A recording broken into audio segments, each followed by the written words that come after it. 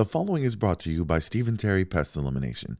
If it's scary, call Stephen Terry at 713-477-0047.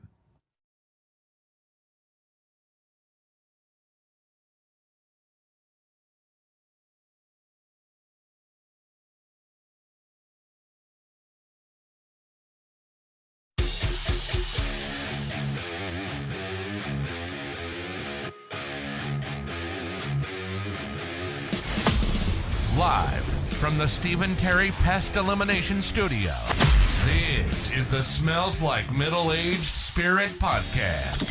Smells like a gym bag. It's strong, but you'll get used to it. Now, introducing the best damn podcast crew in the biz. Here's your host, Nick Stevenson.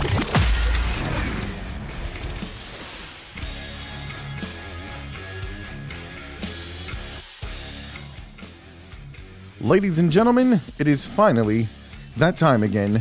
Whatever time of day it is, wherever you may be listening in the world, welcome to episode 71 of the Smells Like Middle-Aged Spirit podcast. I am your gracious and humble host, Nick Stevenson. We have a ragtag crew of individuals in the studio this evening. But you know my man Josh Beard is behind the ones and twos at the Upscale Roofers producing desk. What it do? And we have, let's start, ladies first. Kay has returned. Hello. Kay has brought Wyatt with her. How's he doing? He's doing good. He's moving at the moment. He's moving? He loves my voice, doesn't he? Yes, we'll go. Uncle Nick's in the building. That's what's up. That's what's up. That's Mom what's also up. just ate cassoulet, so he's very Oh, yeah. Well, the bathrooms, you know where the bathrooms are, right? No, Just in no, case. I love cassoulet. It's my favorite. Okay. Just in case you need the bathroom, you know where it's at. All right. And we got my man Craig Rouse in the building. What's up, man? What's up, brother? Craig is a very good friend of mine. We met through, he's the person who keeps us secure at work. I'm going to say he works for security at one of the largest petrochemical storage facilities in the world. And we'll leave it at that. Appreciate that. Yeah. I don't want to go into too much detail because, you might say something. I know you're bound to say some crazy shit. So we want to keep you. We signed an NDA before you came on, so that's Yeah, we want to make sure you keep your job, man. Is that what I signed? Yes. Yeah. Make sure you keep that mic close to you and get into it. Now, my son, Logan Parks, a.k.a. Lolo Bear, is also with us. Lolo Bear. You were the Love it. second teenager to come to the Smells Like Middle-Aged Spirit podcast. Congratulations. Cool. How you doing, man? I'm doing pretty good. That's good. I'm so glad you did something with your hair. I was worried. Like, your hair looks good. I was mowing the yard before. Right. I'm just saying, your hair looks good. Like, I'm glad you Thank did you. something. I was afraid you were going to, My boy out there We're repping our family right now. Got you. mowing the yard, letting it all hang out, and we're doing it in flip flops. I'm gonna give you props because I could do Yeah. that. The biggest prop I'm going to give him is I told him he could procrastinate and do it later, and he decided I'm going to do He's it like, now. nah, I'm gonna do it Friday The new evening. Logan. Good Yes, job. sir. Yes, sir. Give you props for that. Okay, so this is your Smells Like Middle-Aged Spirit podcast crew for the evening. Thank you so much if you're listening or watching. We appreciate it so much.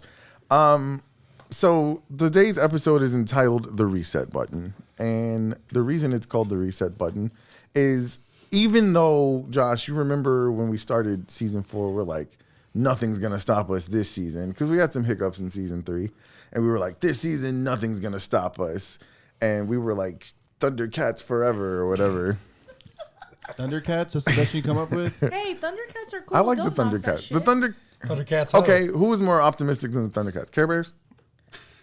Power They were very. Rangers. Power Rangers were optimistic. Very optimistic. They were. They were fighting intergalactic beings and still winning. He's got Okay. a point. I mean, I'm their just thinking villains about are the really cool. optimism of like everything's gonna be great. Maybe the Planeteers and Captain. The Lego Captain movie. Planet. Okay, yeah, everything there. Lego movie. I like that. Everything is awesome. That's kind of how we were, right?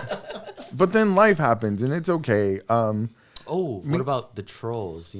Because Yes, the trolls are very, very That's optimistic. kind of what I was thinking about. There you go. Trolls are very. That was the Smells Like Middle-Aged Spirit podcast crew. We just knew that there was no way in the world we were not gonna smash this season and it was gonna be great. Which it's been fun. We've had a great time. But life has happened. We've ended up getting behind on our episodes yet again. And our original schedule, we planned it so that we wouldn't be recording over the summer. And the summer is here now, and we're still 6 episodes behind. So there's nothing we can do about it. Welcome to Deer Park.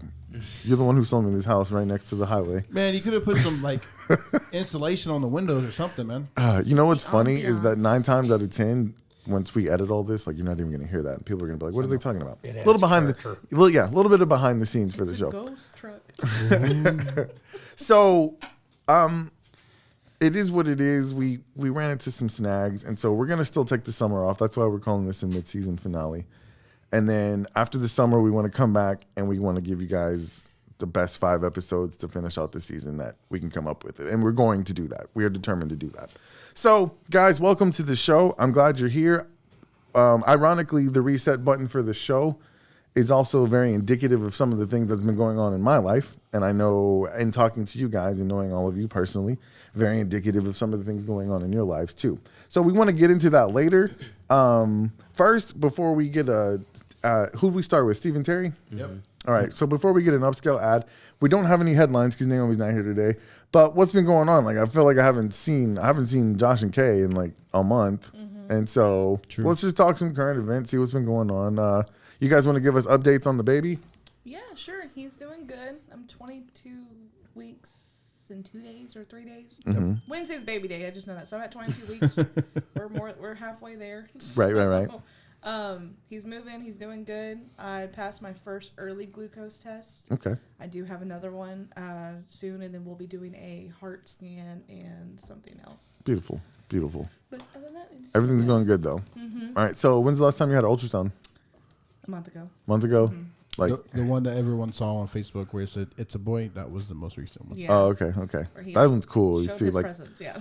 yeah. See the profile and everything. That's great.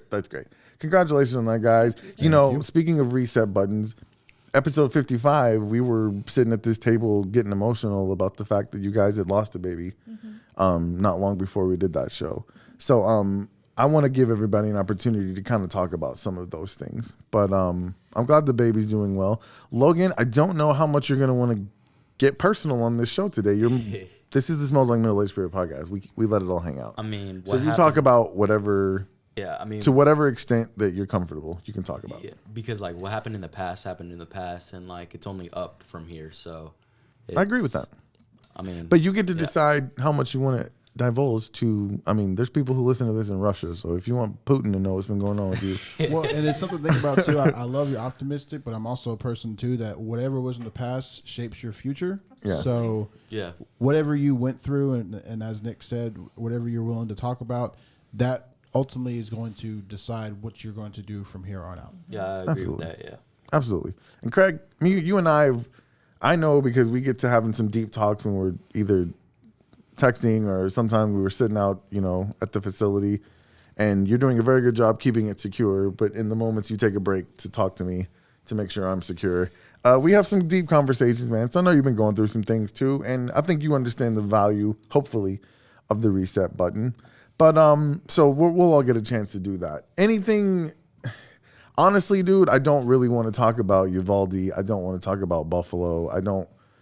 I stayed off social media the entire time because I did knew too. what was gonna happen. Yeah. Like I did not want. I knew what was gonna happen, and it was just sad. I'll say one thing and I'll leave it at that. Sandy Hook, my daughter was in first grade, and all of those victims were first graders. And you thought this was never gonna happen again. Like Yeah. surely whatever you think the solution is, it's gonna get done, right? And then here in 2022, the majority of the kids who died are fourth graders. Who Hannah is in fourth grade, so both of those tragedies just hit me. I know it hit all of us, but it just hit me in a different place because Yeah. the kids that I'm seeing on TV that Exact same age as yours. that they're burying in Superman and Batman coffins Yeah. are the same age as the kids that I have. And to think that, that was 2012 when Sandy Hook happened. So 10 years later, and we're still having this problem. And the reason I wanted to stay off social media is because I hate that everybody takes that opportunity to argue their talking point. And Yeah. it's just, it's Use a it sad as thing. a platform almost, like a soapbox. Yeah. You're standing on the graves of children. Yeah, and there's a respect level that you have to maintain, and they just, Absolutely. And I'm just tired of people talking about what the solution is. At this point, I don't care what the solution is. I don't care if it's arming teachers. I don't care if it's locking down schools and making them harder to get into. I don't care what the solution is. Like, somebody just stop talking about it and fucking do it. That's where I'm at with that. Nut up or shut up. Yeah, for sure. And nothing that we're gonna say anymore on that hasn't already been said. Yeah. yeah. It's fucking sad. I'm Just tired know of that we are aware that happened while we were gone. right. That's why we're. And bringing this I'm up. tired of offering prayers and words and stuff that's not like that's not gonna. It's not gonna fix the problem. It's Yeah. just And don't get me wrong. If I mean I know faith is very important to people, and I'm sure that there's a lot of people who are impacted by both of these tragedies. Any of these tragedies. Anytime you lose a loved one, there's a lot of people who turn to their faith for comfort, and I'm not downing that. But all I'm saying is that if there are things that we can do to try to prevent these things from happening, they need to be done. let's just stop talking about it and let's do it. Yeah, Yeah. for sure. On a positive note, The Astros are in first place. they are in first place. Yep. And Captain Jack Sparrow also was not caught this past week. Yeah. I had to catch myself because I almost said Captain Hook, and I was like, nope. Wrong pirate. Wrong. Wrong pirate. Wrong one. Wrong cap. Oh, Yeah. man, that whole court thing was Dude, crazy. okay. So I told you guys before, it was a few weeks ago, like I was very not proud to say that I was watching like every minute. You were invested. I was watching every minute. I watched hours of testimony, and I had to stop. Eventually, about day 14 is when I was like, I got to stop doing this, like, because I was watching the hours and hours of testimony, and it was just, it was such a weird. It was like, funny. It was funny but weird. It was like a comedy skit, like literally. Yeah. It looked like something that would have been done on SNL. Well, And it's when just you- funny that you say that because the actual court case was funnier than the skit that SNL Yes, came up with. that's true. which was crazy. That is true. But to me, when I was watching it, I was like, what a waste of taxpayers' money. Is the computer unmuted? It started echoing almost. Yeah. Is the Hey, computer is unmuted? Is this chair broken? No. It- Poor Logan keeps going up. There's and down. definitely it's an like echo. moving up Is and somebody's down. phone turned up? There's definitely an echo. Hello. Is the computer muted? Yeah. No. See, the echo's gone now. I think the computer wasn't Oh, muted. Hello. The computer was not unmuted. It's okay. It's all good. Yeah, it's all good. All right, we're good. Okay. Hey, man, once again, behind the scenes, it smells like Middle East Spirit It's not an podcast. episode, listeners. But I was watching that. I was like, what a waste of taxpayers' money. I would be mad if I was a juror and I'm sitting there like, I got to sit here for almost a fucking month while these two people just argue about stupid and petty shit. And what do you get paid for jury duty? Like, Not a nothing. lot. Yeah, it's A like dollar. While these two millionaires are arguing about Right, stupid petty right. shit. The only thing they have going for them, the only reason I would want to do a high profile case like that is because if you can get a book deal afterward, like I was the juror, like you write a book, like everybody wanted to say she wasn't guilty and I was the one who convinced them, then you're going to make like millions of dollars. yeah, and that stuff is gonna get published. Yeah, pretty like quick. I would have been the juror. Think about the jurors for the OJ trial. That trial lasted a year and a half. Like they were on, like they couldn't talk to their families. Like that's why half of them went nuts. I think they went through like a record number of alternate jurors just because Dang. the shit was crazy. But yeah, I mean, what a waste, man. Like they're just two, like you said, two millionaires sitting there. And I'll say this though, I think, and I'm speaking for him. Before this case, the big thing that Depp said was he's not worried about the monetary value. He does not care. The whole point of He him wants his going- name back. He wants his name back, and they were talking. I don't know if it's true or not, but they were speaking on the possibility that he actually may just donate the amount in that he won to Like Amber charities. Heard was supposed to donate her There's- money. There's a difference between pledge. There is no difference between pledge and donating. If you're talking to Amber Heard, that was I That was pledged. That's not the hilarious. I same use thing. those synonymously. Yeah. I do not, Mrs. Heard. It's Heard, I do not. I pledged to give my wife 50 orgasms a night, but I mean, that doesn't mean I'm doing Do it. you cash those in, Nick? Sorry, Logan. Yeah. Anyway. Okay. You got that vision in your head. Now you're welcome. Oh, Logan's man. not sleeping tonight. Yeah, man. He's not going to be counting sheep. I don't know. A lot of the stuff has been going on with me. A lot of the stuff that's been going on with me is like, we can get into it, but a lot of it impacts my son as well. So, like, I don't know how much we're going to get into it, but I'm just glad to be back. It's always good to be back in the chair on the mic. It's like we call it podcast therapy. I So, honestly feel amazing sitting back here. yeah, I love it. It makes me happy. That Can makes you me not happy. tear up our equipment while you're here, please? Can you not pay attention to that? Here, mind your business. You know what? sir. We didn't give him any instructions. We I'll just try put to him in refrain. that. We just put him in that chair. We gave him no instructions. You're doing good, Craig. His I appreciate it. instructions were, hey, here's your microphone. Can you hear me? Check. Good. All right, we're live. Let's Yeah, go. and make sure you talk in I am not a trained monkey. I am an untrained monkey. That's the best because none of us are. He has an answer to the question. Oh, what is it? I'm an untrained monkey. Untrained monkey for $500, Oh, please. But I did not crap the bed. Like Amber Heard. Oh, there you go. Hey-o. Hey-o. Okay. Let's go ahead and get that ad for upscale roofing, and then let's get into the main topic that we're here for today.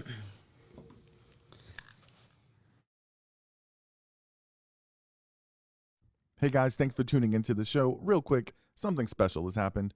Now, last season I told you all about how Larry Showalter of L&M Roofing is the consummate professional, offers you service with a smile, treats you like family, and gives back to his community. Well, guess what? Larry has teamed up with our man Stephen Terry and his family, and they have created a dyad in the force. L&M Roofing is now Upscale Roofing, and it is the premier roofing company in the state of Texas. If I'm lying, I'm dying. I believe in these guys that much. Sponsorship be damned. I know these guys personally, and I know how much it means to them to provide the best experience when dealing with issues with your roof, issues you may not even know you have. So how about you call Upscale Roofing today and schedule your free roof inspection? The number to call is 281-930-7368. That's 281-930-7368. Tell Larry, Steven, and the guys that Nick from Smells Like Middle Aged Spirit podcast sent you. Upscale Roofing, our quality is through the roof.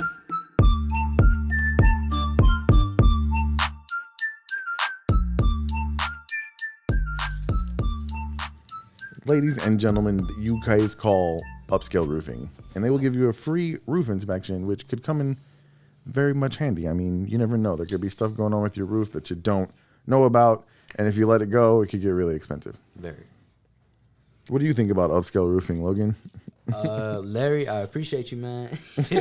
He's the first job that I'm getting, so I'm very They're grateful. gonna allow Logan to hand out door hangers for them cool. for the That's summer. Hey, but any money is money. So Cool summer job.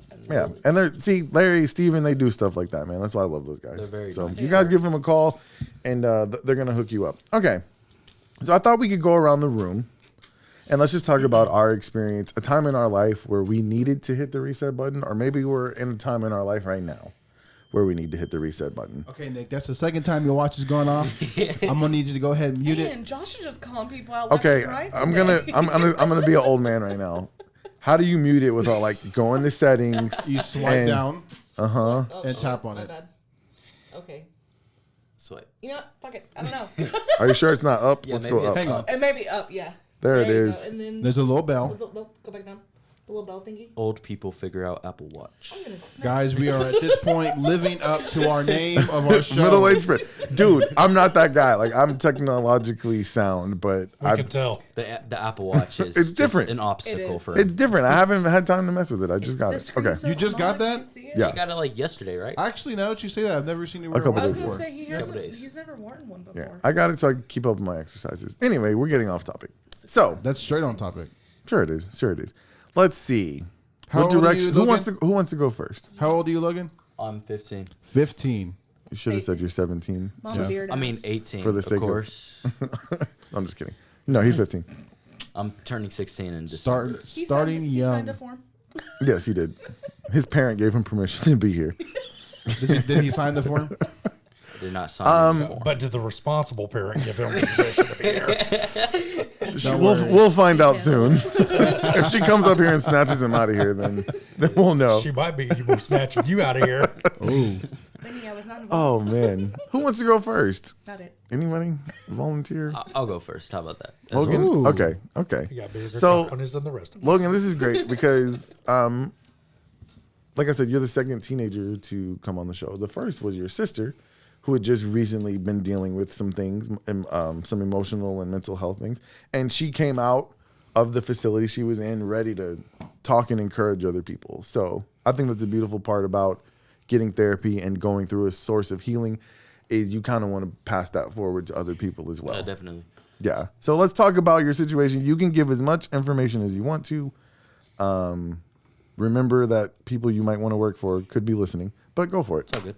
It's all good. All right, so I'm just gonna share. So I am a recovering addict. I've been sober in 2 days will be my 5 months of sobriety, and Very good. Very good. I just came out of a rehab treatment center, whatever you would like to call it. I would say like 2 weeks ago on the 19th, and yeah, my journey was very, very hard, but I'm glad I went through it because I learned a lot on the way, and I think that I'm in the midst of setting my reset button right now because I feel like the person that I was like 6 months ago is completely different to the person that I am now. Mm-hmm. And yeah, so a lot of stuff happened in the past like 5 months. Yeah, let me ask you this, because Mom and I told you 5 months ago, hey, you need to hit the reset button, and you didn't think you needed to.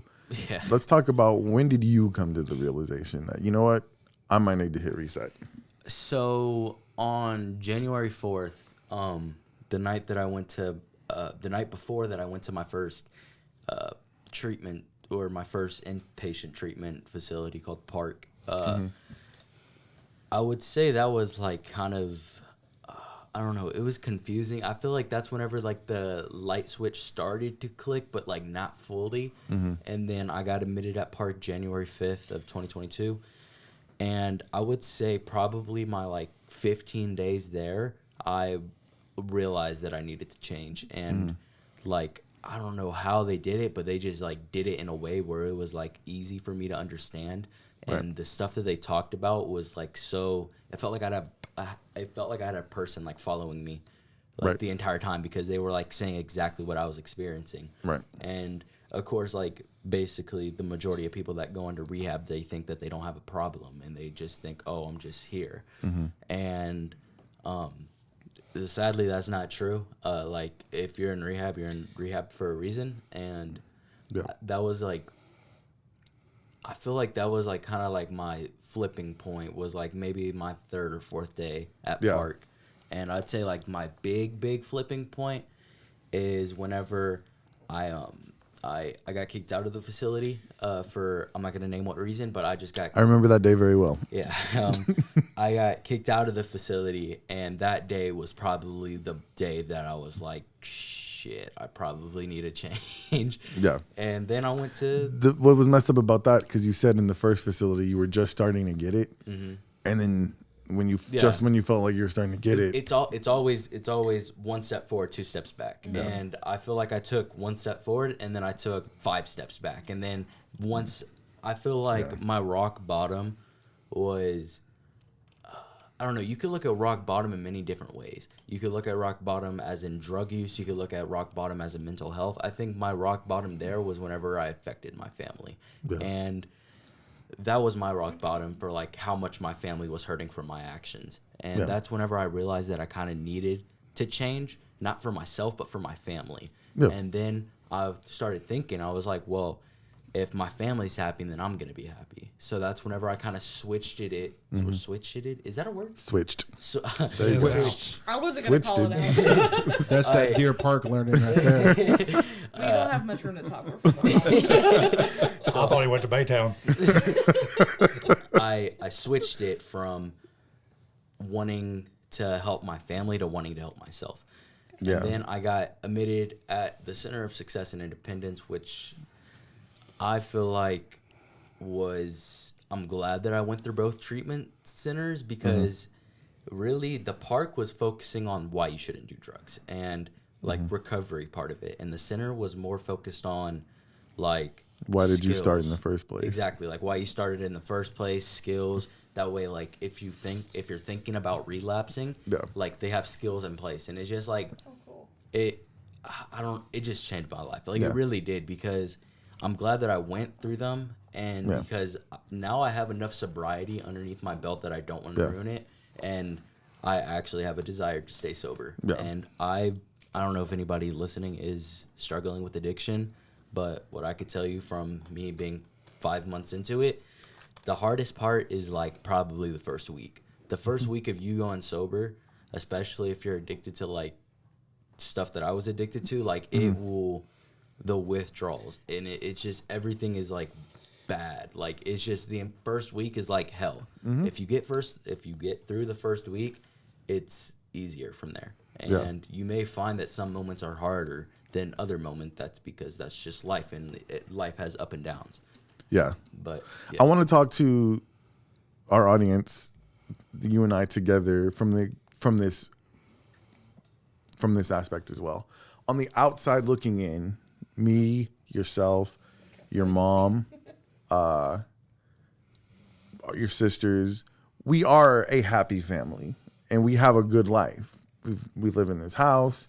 Mom's got a job she loves. I got a job that I like. You should have said a job that pays the bills. Right. We started building this foundation years ago.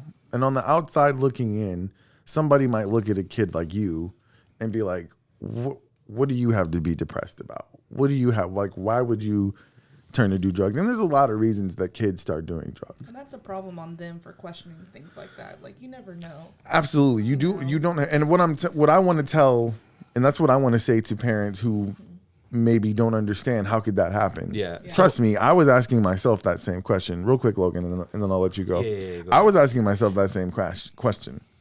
The first time we popped you smoking weed was like a year ago. Probably, yeah. And I don't know how long it had been going on since then. But all I'm saying, for like a month. yeah. It's So not even that long.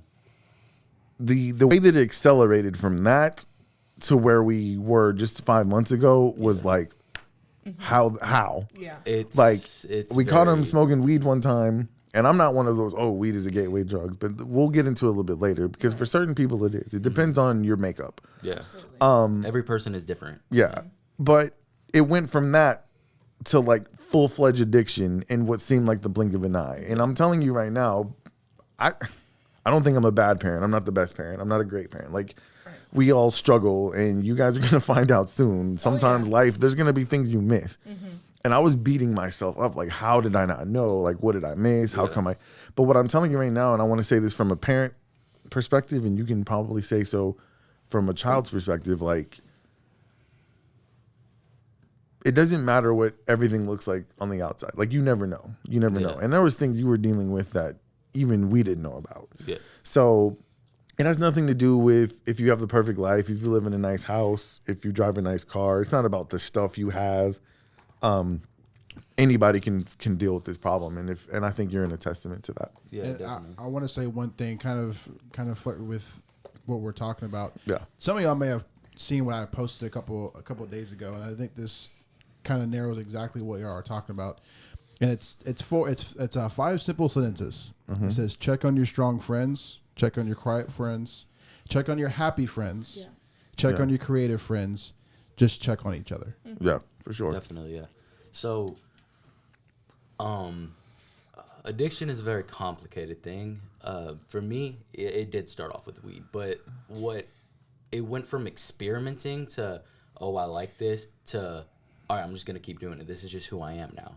And it went very, very quickly. Like, I would say in the matter of months, I was doing, like, cocaine and Adderall, like, every single day. And it's, you don't realize how, like, excuse my language, how fucked you are until you get sober. Right. Like, once you're sober and you can look back onto that and you could be like, oh, damn, like, I had a lot of problems.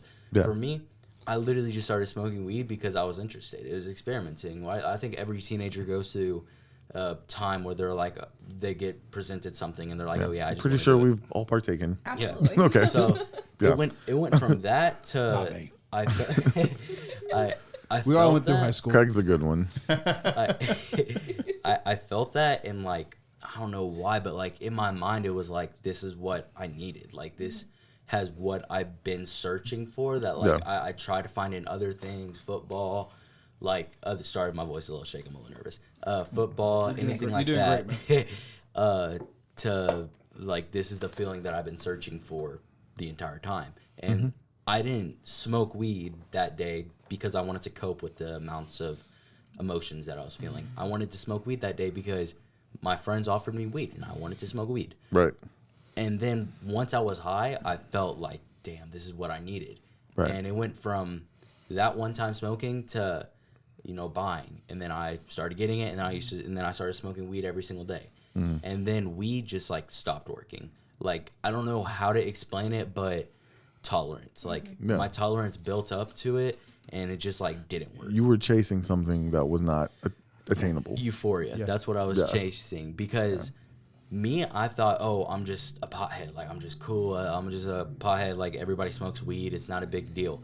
And like, I would smoke, like, I would say for like a year straight, I was high. Like, I'm trying to get my words together. Sorry. So I didn't realize that I was smoking to like deal with my depression or like whatever emotion I was feeling, because I justified every action that I took. I justified. Yeah. And I would do it, and I'd be like, oh, I'm doing it because, and then like I realized that whenever I got sober, that like it wasn't the drugs that were the problem, it was me. And you are yourself's worst enemy. Right. And to be honest, drugs was my solution. It was a good solution, but what made it out of control was myself. Like, you got to realize, like, if you're like using drugs to cope, like something's wrong, or like something's unhealthy on the inside. It's not the drugs that are making you like that, it's yourself. Right. And all I can say is, like, if you're struggling with addiction, or even if it's addicted. There's a fast car. Welcome to Deer Park. Welcome to Deer Park. You just gotta, like, for me, what helped me was NA meetings and AA meetings. They provided that at Park, and like, man, this is what I'll tell you. I don't know if it's one thing that clicks that light bulb for people. Sometimes people have to almost die and see their life flash before their eyes, and then Can I say something real quick on that topic? Yeah. Just a little bit. So in September, I got admitted.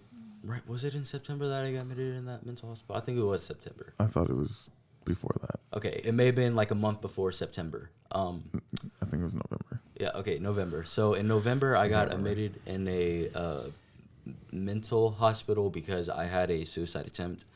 I would say like a couple days before I got admitted, and that was.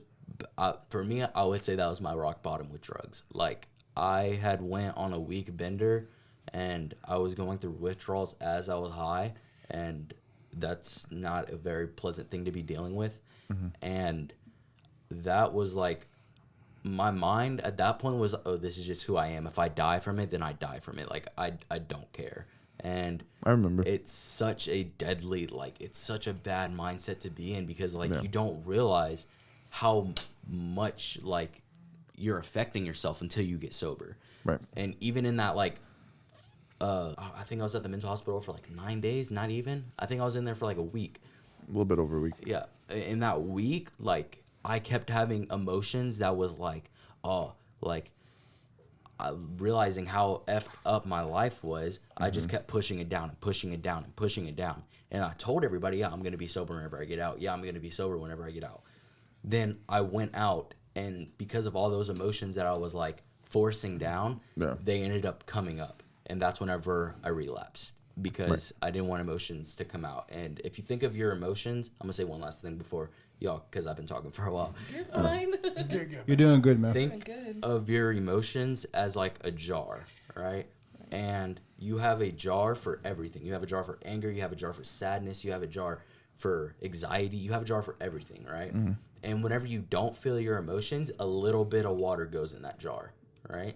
And then, like, if let's say I'm feeling sad, and I push down the sadness to where I'm not feeling sad anymore, I put a little bit of water in my sadness jar, right? And then next time I feel sadness, I put a little bit more, because I'm not feeling the emotion healthfully. You're not processing it. I'm not processing it. And the way that I was processing it was with drugs, and that's bad. So if you keep filling your emotion jar up, like, it gets to the top and you can't put anything in it. So once you like try to push a little bit of emotions in it, then it just spills, right? And it spills not like very, very slowly. It spills, right? Spirals, yeah. And it like is not good. And then whenever you get sober, I would say that's whenever your jar just does this, and it just dumps out. And then some people like dump it out and then like flip it back up again because Let it they fill don't want to again. fill those, and they just Yeah. let it keep filling up. And what you have to do, really, what helped me was the DBT binder. It's dialectal behavior therapy, something like that. It teaches you how to empty out your jar in a healthy way, slowly, and like make sure that jar is getting emptied out every day. Yeah. In a healthy way, not like this, but like slowly and slowly. And one last analogy: think of it also, if the marble jar or the jar doesn't work for you, you think of it as a balloon. If you keep blowing up a balloon, right, it's gonna pop eventually, and it's not gonna like slowly pop; it's gonna pop. But if you let the air out slowly and slowly and slowly and slowly, it doesn't pop, and your jar is empty, and you'll feel a lot better. So Don't let your balloon pop, people. Don't let your That's balloon my pop. son's message to you. and don't do drugs. Drugs are bad. No, man, listen, I'm proud of you for. You watch South Park? I love South Park. Just a reminder for the people that are listening to this episode. All the words that you just heard came from a 15-year-old young man. Yeah, who 5 months ago, you wouldn't have been able to. If you sat down and had a conversation with him, you would not have. Oh, I couldn't have a conversation. You'd have thought there was. He had the maturity of like a 10-year-old. Yeah, and y'all, you're not in the studio to see this, but watching Nick from this angle, watching him explain this, I Yeah. feel a sense of pride coming No, from you. I'm extremely proud. And the reason being is because I'll know a lot of the things you've been through, obviously more than the other people here do and through most people. And I've seen the amount of progress that you've made. And this is just what I want. That's what I wanted to tell you, is that I am proud of you. Right now, you're on that pink cloud, man, and I want you to keep reinforcing all the things you know, all the things you've learned. And when you get to your low points, don't feel like you're alone. Yeah. And when I say you're not alone, like, yes, you have your family here. You have your aunts, your uncles, but like we've developed an entire circle of family here, especially, you know, through podcasting, through relationships that we've built, through business and whatever. Like, it's turned into more than that. So you are surrounded by people who love you, who care for you, and who are rooting for you. What I do want to ask you about the reset button, staying on topic, and then we'll move on. After you've realized, like you said, you're in the midst of doing it right now. Yeah. But you haven't gone through the full reset. Not yet, There's no. still some challenges ahead of you. What are you doing to prepare yourself for the challenges of returning to school, of getting back into the life? Because you were institutionalized for, you know, a few months. That was your world. And now talk about the difficulty of, this is where the real work begins. So I want to talk about that reset and what your plan is on facing some of those challenges as you're hitting the reset button. So one thing that I learned at the center, whenever I saw my friends leave and they got discharged, they always, like, at the end of a person's discharge or their stay, they give a speech to the unit. And all of them said that, like, okay, let me reword this. There was 2 people there that had been there before, relapsed, and had to come back. And it was all within, like, 2 years. And they said that one of the things that, like, they needed to do, they didn't remember what they were taught at the center and, like, what they learned at the center. And one thing that I'm trying to, like, do currently is not to think, oh, okay, I'm good now, and, like, not use anything that I learned. Because once you not use anything that you learn, that's whenever your jar starts to get full again. Yeah. But if you're every day, like, practicing or just keeping in mind, like, the stuff that you learned and, like, all the skills that you learned if you went to a treatment center, then I think that's what's going to help me in the future, is if I always keep in mind what I've learned.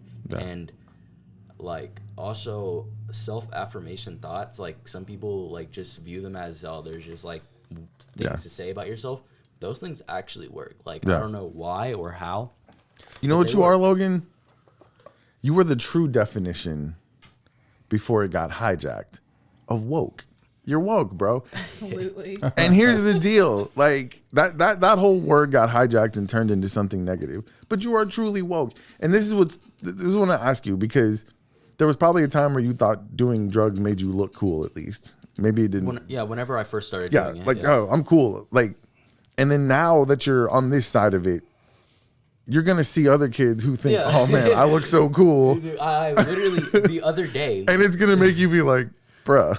Yes. And see, for me, it started off as, oh, yeah, I'm cool, right? I'm smoking weed, whatever. Yeah. And then it went to, I don't give a shit what you think about me. Like, I'm just a drug addict. Like, I'm Right. just a person that does coke. Like, Yeah.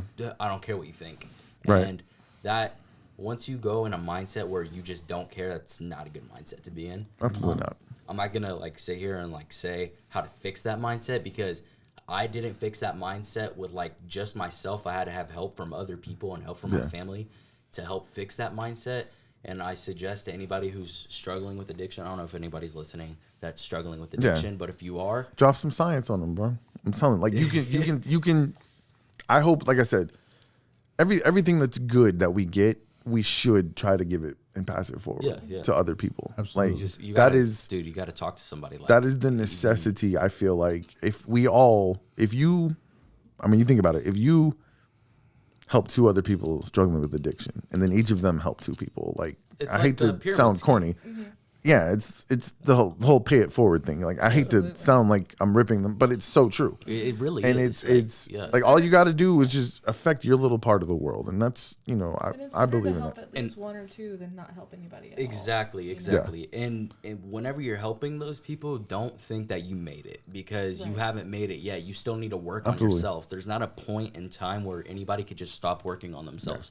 The cool thing about helping other people, though, is it helps you reaffirm What the you're things doing. you know. Yeah. Yes, Like, because definitely. you're saying it, and you're like, okay, I'm saying this, and I believe this, and I need to apply this in my life as well. It helps you reteach yourself too, Yeah, constantly. for sure. I appreciate y'all letting me share my Yeah, story. yeah, absolutely. I'm gonna Appreciate use. We appreciate you sharing it. Yeah. So, since you guys did episode 55, and I'm not saying that's the only obstacle you guys have ever had, and the only time that you had to hit the reset button. I'm sure there's been many, but we talked about your story a lot. I want to talk to my man Craig real quick. I want to hear about Craig. Craig's been so quiet. Craig's boring. I feel like he's just about No, to man. vomit all over us. I think with knowledge. here's the thing. I think Craig. You recently started going to therapy, right? Yes. Okay. So before you went to therapy, it probably was not easy for you to talk about your feelings. It probably still isn't. Would you is say not. that? Yeah. So I'm not expecting you to come up here and barf on the mic and have it all come up. But you do understand, I think you're in this place in your life, just based on what we've talked, you understand the importance of being able to reset. And maybe you are struggling with your reset right now. And I'm going to give you the floor. I'm going to let you just talk about your thoughts on having to reset and what you think the impact of that could or would have in your life. Thanks. I actually don't know how I'm going to follow up Logan, because that was some pretty good shit he laid down. Yeah, man. I'm still shocked that was a 15-year-old.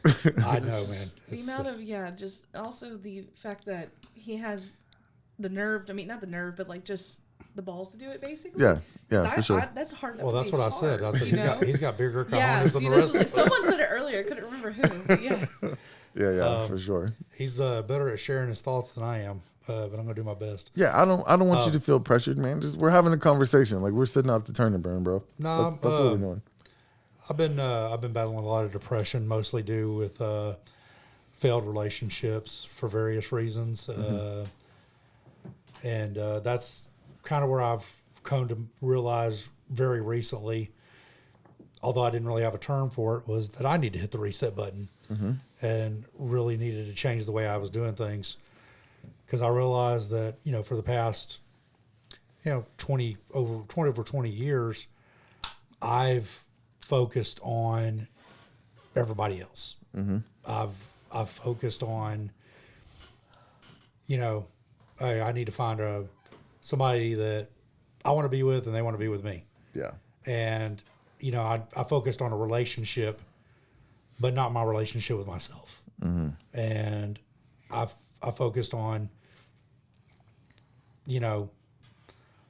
trying to make the other person happy and never worrying about myself. Yeah. And that caused me to miss a lot of red flags. And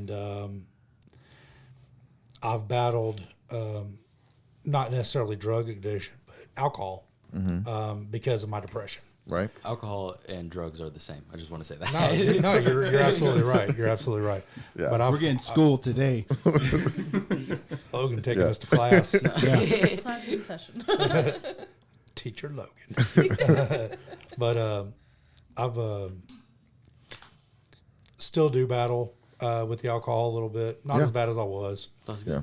Yeah. But as Nick alluded to, I recently started going to therapy. But more, that was really more to process my feelings. Yeah. But where I realized I needed to change something is I got to that point where I wasn't suicidal, but I've had this discussion with Nick already. Yeah. Is I did not give a shit. Yeah. I didn't care if I lived or died. Right. I did not feel like I had enough of a reason to get up in the morning. Yeah.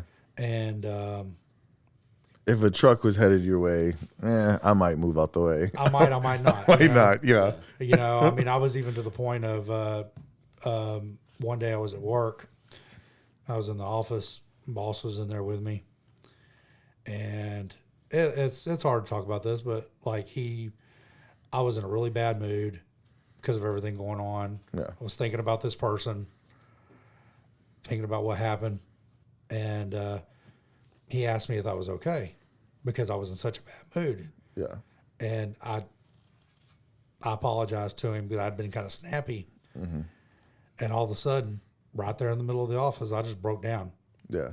And he's like, dude, are you okay? I'm like, no. Yeah. And it's actually next day I made a therapist appointment. Yeah. You know, I was like, okay, I can't do this anymore. Yeah. I think that's awesome that you did that though, because like Bring that mic closer to you. a lot of people, it's hard for them to do that. I don't want to I think that's badass that you did that. Yeah. I'm still struggling, but you know, it's been a couple months since everything went down, and really it was only kind of the latest issue. And I finally one day just kind of snapped as like, I'm not necessarily in the relationships on the problem, but the way I handle it is the problem. Yeah. I struggle with that too. I'm not handling what happens to me well when Right. negative things happen. Yeah. You know, and the last year has been really rough with this one particular person. This was actually the second split. And, you know, I kind of felt like things were I had depression after the first time. Mm-hmm. And then we ended up getting back together. I thought everything was good. I realized I got to stop basing my happiness on another person. Yes. Absolutely. My brother. Codependency. Bro, where's the church music right now? You know, Codependency. It's not good. no, it really is. It's like I'm like, I feel like I felt like, and still somewhat do, Yeah. that I needed somebody else to complete me to make me happy. Yeah. And that, you know, with me especially, the type of person I am, I needed to be making somebody happy. Right. Yeah. But I've realized I'm not making myself happy. Right. Why am I not We are making myself kindred happy? spirits like that, man. That's why we and you are really good friends, though, because I've been in that space where my self-worth was defined by the relationship that I was in and how happy I was making the other person. I've been there, dude. And that's why, as somebody who came out of it, you know, I've asked you multiple times, we've talked. People sometimes, man, when you're in it and you've got the blinders on, nobody can say anything to you in that moment. You know, and the reason you say you're still struggling with this, I know, because you're still trying to fall in love with Craig again, man. And I just want to give you credit because you're Craig is going, badass. Yeah, you're going to therapy. You're hitting the gym. We hit the gym together today. My man was getting it in. Like, you're doing the necessary things to get there. I just want to encourage you to keep it up. And I'm gonna tell you the same thing I told my son, man. You're not alone. Like, you know, you got my phone number. I know you got other people you rely on as well. But I think it's badass that you could come here in front of complete strangers and even talk as much as you have, man. That's You cool. just got two more people added to your family list. So Yeah, Yeah. I keep a very, very, very small circle, you know, and I'm always been kind of a loner. Been a rough year. A year ago in 2 days, my dad passed away. So it's been kind of a rough couple of days thinking about my ex, plus thinking about my dad. Yeah. Can I give you something? Whenever, for me, I was doing that and I just went into this spiral. What helped me was, I can't give you like the full thing of it, but if you look up on YouTube, it's something called grounding. And it's to make it to where like you're practicing on the present moment instead of instead of thinking about what happened in the past. Because most people, whenever they're having some type of bad emotion, it's not about what's happening right there. It can be, like, don't get me wrong, like there is a lot of people who have bad emotions on what's happening right there, but there's some people that have bad emotions on what happened in the past, and that's thinking me. about it. Yeah. I handle present problems better than I do past problems. Yes. And once you like get in that spiral of thinking of the past, I'm not gonna tell you like every skill in the DBT binder, but if you look up on YouTube, grounding, there's some people there that could like help you practice on staying in the present moment instead of like thinking about what happened in the past. And Mental health is available on YouTube, people. I'm gonna let you know right now. I'm not even joking. Like, it's a real thing because first of all, a lot of people don't even have the insurance needed to, and a lot of insurance companies barely pay for mental health anyway. Exactly. So you do what you got to do to get it. I don't care if you got to go on YouTube and watch motivational or whatever you have to do. I encourage you and talk to somebody. Don't stay. don't let your marble jar. Yeah, Marble jar fill. talk to somebody, I man. said So, Marlboro jar, like the cigarettes. Yeah. And I was like, what? It's all right. but I'm proud of you, Craig. So I think you would probably say you're still in the middle of hitting your reset button. You're not. Oh quite, yeah, I definitely am. I mean, Yeah. it's a work in and progress. the gym is a big part of that. Yeah. I definitely feel better when I go to the gym. Yeah, for sure. The main thing with me is the attitude. Is I've got to, every time it was this become kind of something with my therapist said, kind of like a little bit about what you're saying about grounding, is thinking about what's in the present. Is my therapist told me the problem, if it's something you can't deal with right then, if it's something that it doesn't affect your right now, imagine it's this blue pen, and you set this blue pen in the river and watch it float away. Yeah, You have the emotion, set it in the river, watch it float away. yeah, Don't think about what was, think about what is. yeah, for sure. Don't think about, in my case, don't think about what could have been, what you thought was. Think about the way she made me feel. Yeah. Not the way I What it wanted. could have been. Right. Not the way that when it was obviously fake felt. Right. When it was in your mind, in your heart. But it's One of the things, man, it's hard, dude, because you're a good dude, man, and you want to see the best in people. I know that about you. And there's just some snake ass people out there, man. There really is. and I'm also the type of person, it's like, and I'm trying to take control of that now. Take control of my actions, take control of my thoughts. Yeah. Kind of there's an audio book, if I can plug it or not, that Go I've for read. it.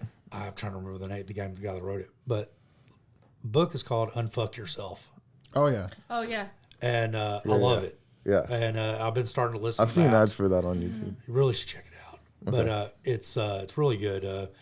And basically it's kind of unfucking your emotions. Yeah. It's the way you think about things. Yeah. It's you don't ever think of yourself as something happens to you. You think about your actions. Right. Your actions and what you can control. Yeah. Yeah. Because you can't control what happened to you. Yeah. You can only Control your control actions, yeah. the way you respond to it. Exactly. Bro, once you figure that out and you can master it, it's a game changer. Oh yeah, and that's what I'm Absolute working on. game changer. Yeah. That's what I'm working it's on an right absolute now. game. Let me ask you this. What are you doing to fall in love with Craig? Like, how do you remind yourself of the reasons you should love you? Well, really, I'm more just concerned with accepting myself, not really loving myself. Yeah. That's good. That what you're saying is radical acceptance. It's like you don't have to agree with it, nor. But Yeah. I don't. I feel like I gotta take notes from Logan. Nick, if you would have told me I need to bring a notebook, I would have brought a notebook with me, man. Dang. The chat is like grounding, writing Trying that down. to accept myself. You Right. know, Yeah. No, but he's right. Radical Yeah. acceptance. You have to try to accept it even if you don't believe it. You know, and that's I'm the not- step Or towards agree with believing it. Yeah, or agreeing. because I mean, I'll let you go love yourself later, but Hey man, everybody should love themselves every now and again. no, I am. I am trying to be okay with who I am. Yeah. You know, and be okay being by myself. And Yeah. you And know, that you got 4 girls, right? no, I've got two Or boys, 2 girls. You have 2 boys, 2 girls. Yeah. Okay. And yeah, man, I tell people all the time, man, and I know it's tough raising teenagers. I know one of yours is already grown and out the house, huh? Oh, all of them except for one. Except for one. Okay. Yeah, Okay. she lives with her mom, so Yeah, yeah. But what I tell people about your relationship with your kids is that, like, the weird thing about it is that sometimes we go our whole life and we're searching for validation from just the wrong people. And for me, you know, I've given this advice to my brother many times because he was a single father and he was like, man, I don't get any credit for anything. And I was like, dude, like, being a parent, whether you're single or married, whatever, being a parent is a thankless job. People do not. It doesn't come with a cheering section. no, Like, it doesn't. I actually was divorced in 2010, and actually was a single parent for quite a while. Yeah. Because I actually had primary custody of my kids. Yeah, And that was when all of them were living at home. Yeah. Ranging in ages from 15 down to 2. right. And so, for a number of years I had, Yeah, but what I was saying is, like, those kids are your validation. Sometimes we're out trying to impress the world. Like, the fact that there's somebody who calls you daddy, there's somebody who trusts you to provide for them, like, that is your validation as a person. And that's the cheering section. And, like, every now and again, our kids will tell me and my wife, thank you guys you have no idea what a simple thank you. Like, when we took you guys, we went to what hotel was it? Marriott Marquis for one day for our anniversary, 24 hours. Went swimming in the wave pool, like, and that we wanted to celebrate 5 years as a family officially because it was our 5-year anniversary and our kids were part of our wedding and everything. But, like, we're on the way home and all the kids were like, thank you. And I was like, bro, you have no idea with just those 2 words. no, it means a lot. It means Especially everything. coming from your kids. Yeah, it's coming from your kids more than anything. And so that's Because starting when they're about 8, they don't know the meaning of that word. right, exactly. But, and the thing I figured out about myself is I was in the same position. The person that I was struggling in a relationship happened to be my daughter's mother.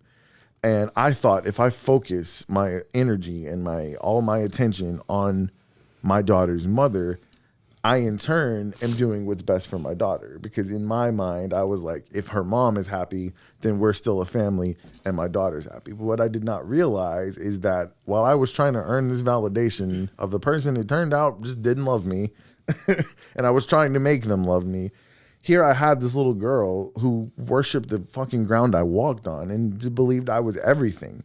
And I had her validation and didn't even pay attention to the fact that I had it. And once I realized, like, I already have what I need here. Now, don't get me wrong. Most people come to a place where they want companionship to be in a relationship with somebody. But I realized that if I didn't have that did not define who I was as a person. Who defined me as what I was as a person was the person I was, the father that I was. And that's all. And once I realized, and what's crazy is once I realized that and I figured that out, I met Whitney like a couple months later. Like, because things come, I believe the one that you're supposed to be with is not going to come to you or you won't find them till you're ready. You gotta be ready. You absolutely have to be ready. And I kept trying to force situations and it was a recipe for disaster, man. Yeah, So well, that's why I feel you on that, man. Well, with me and her, it felt like, it really did feel like it was what, call it the universe, God, whatever. Yeah. I'm not going to get all preachy or anything. I understand. I I understand. am trying to prepare my relationship with God and have more faith as well. Good. Because I feel like that helps me. Yeah. But, I'm not a preacher. Right. But, I understand. felt like, I felt like that's the one, she was the one for me. Uh-huh. And she acted like she was. So Right. it's like, you really got to. It's hard, man. You really got to pay attention to people before you completely give yourself over to them. Before Yeah. you really trust them completely, you've got to pay attention. Yeah. You got to Yeah. keep your You eyes. you did miss the red flag. I did. I did. And it was funny, me and you have even talked. Some of the stuff I told you, you even were like, Yeah, it was a red flag to bro, me. that's a red flag. And you're not the only person that's told me that. Right. Yeah. In that situation, I even asked him, I was like, for future reference. Because he was so happy and like he was excited. Sometimes And, you feel like you can't like. right? Like you I don't know, want to yeah. shit on your I mean, because Yeah. he'd known me for a couple of years and he'd never seen me that happy. Right. Yeah. Yeah. Yeah. And I'm like, dude, I don't want to shit on your parade, man. Like Yeah. but there's stuff he's telling me, I'm like, bro. That's not okay. Yeah. From now on, shit on my parade. But Shit on my parade like it is Johnny Depp's bed. You are ever freaking heard. It worked its way around. I'm glad you brought that up, Nick, because is the fact that, and you made the comment earlier, and there's something that I always say to my little circle of friends. I have a very close circle of friends. Yeah. I've been with them for ride or dies for almost 15 plus years. Jesus, yeah.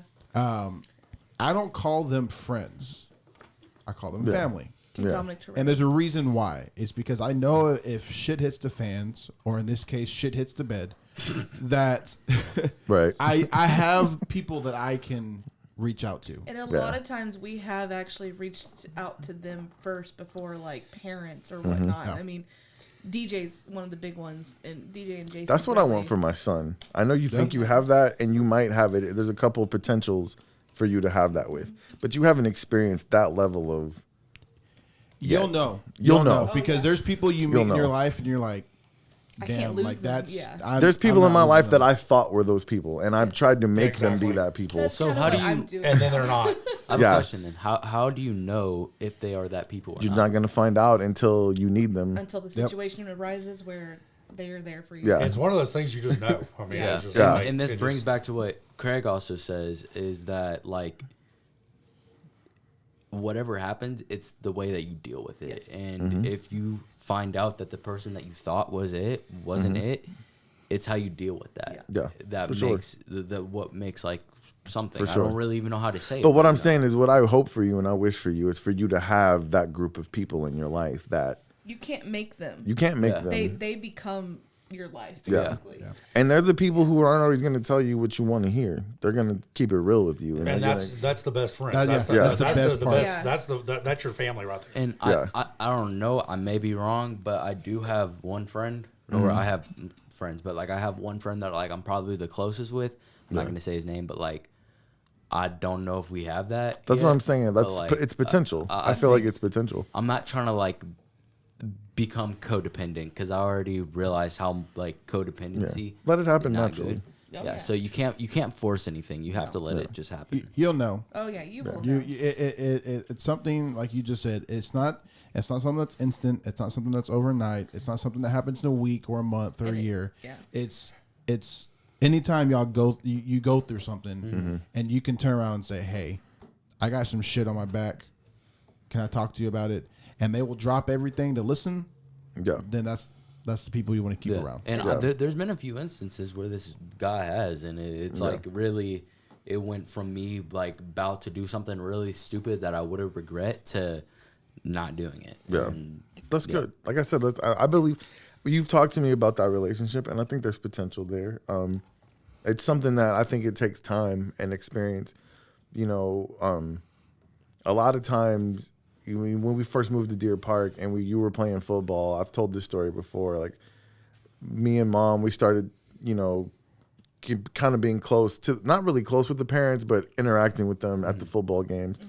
And it's real easy in that environment. We're all happy. We're public. Yeah, in public, we're cheering for our kids. Our kids are playing football together. We're bonding. It's real easy to get to a point where you're super comfortable with these people. Yeah. But I tell you all the time, like I have a super tight circle of people, and like, even as much as I liked these people, like when I would see your mom go hugging one of the moms, like, oh, I love you, like, you Do you? like, bro, like you're cool, you're alright, but like, even I've told this story before. Even Jonathan and Stacy Hughes, like, you know how tight we are with them now. Yeah. When we first met them, I was like skeptical as hell. Like, I was like, who are these people? Like, it was to the point that I had to go to them and apologize later, because what softened me on them is that I was giving them the way that they treated you. They showed up to all your games. They didn't have to be there. Their kids were twinkles, you know? Yeah. But they would stay and root for your game. They would stay for Maddie's games. They would go to her competitions. Like, the way they supported my kids and my family, I was like, family. Yeah. yeah, I was like, you have no obligation to be here. Your kid was done you're at here. 7 o'clock Yeah. this morning.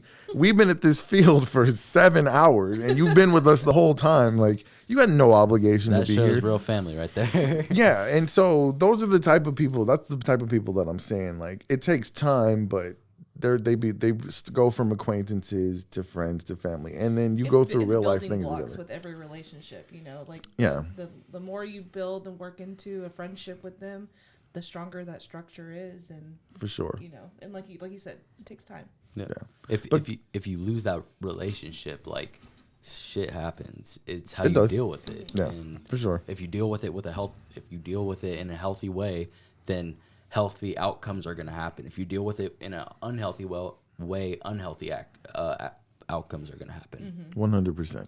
But Craig, I'm rooting for you still, man. You know, I got your back, and I'm, like I said, I'm happy you're in therapy. I'm so happy you could come here and talk to, like I said, complete strangers about what you're going through. That's the beautiful thing about this platform, man. It's why I love it. Like, I can't. Yeah, I get emotional thinking about it. I love doing this, and so I'm glad you were able to tell that story. So, go ahead. No, Did so you have thanks something for- else to say? Oh No, yeah. I said thanks for having me, brother. Anytime. So the beards, man, I love you guys so much. Oh, I love you too. Do you really? I've only known you guys. I've only you known help you with guys Bobby's for house, so, okay. So I met you for the first time in 2019. It might have been 2020, No, it was 2019 because I was 2019. on one of the very first episodes. right? And it was With episode Whack-A-Mole 8. Next Door. Episode 1 was in November, so I think it was November of 2019. In the So it was kitchen. probably early 2020. It was in the kitchen. It was in Yeah, the it kitchen. was early 2020 in the kitchen. But Let me do some fact check. Go ahead. keep yeah, talking. episode 8 was in 2020 for sure. Because like I said, the first episode of the season was in November. Wasn't the first episode? It was in 2019, right? Yeah, November Yeah. 24th, 2019.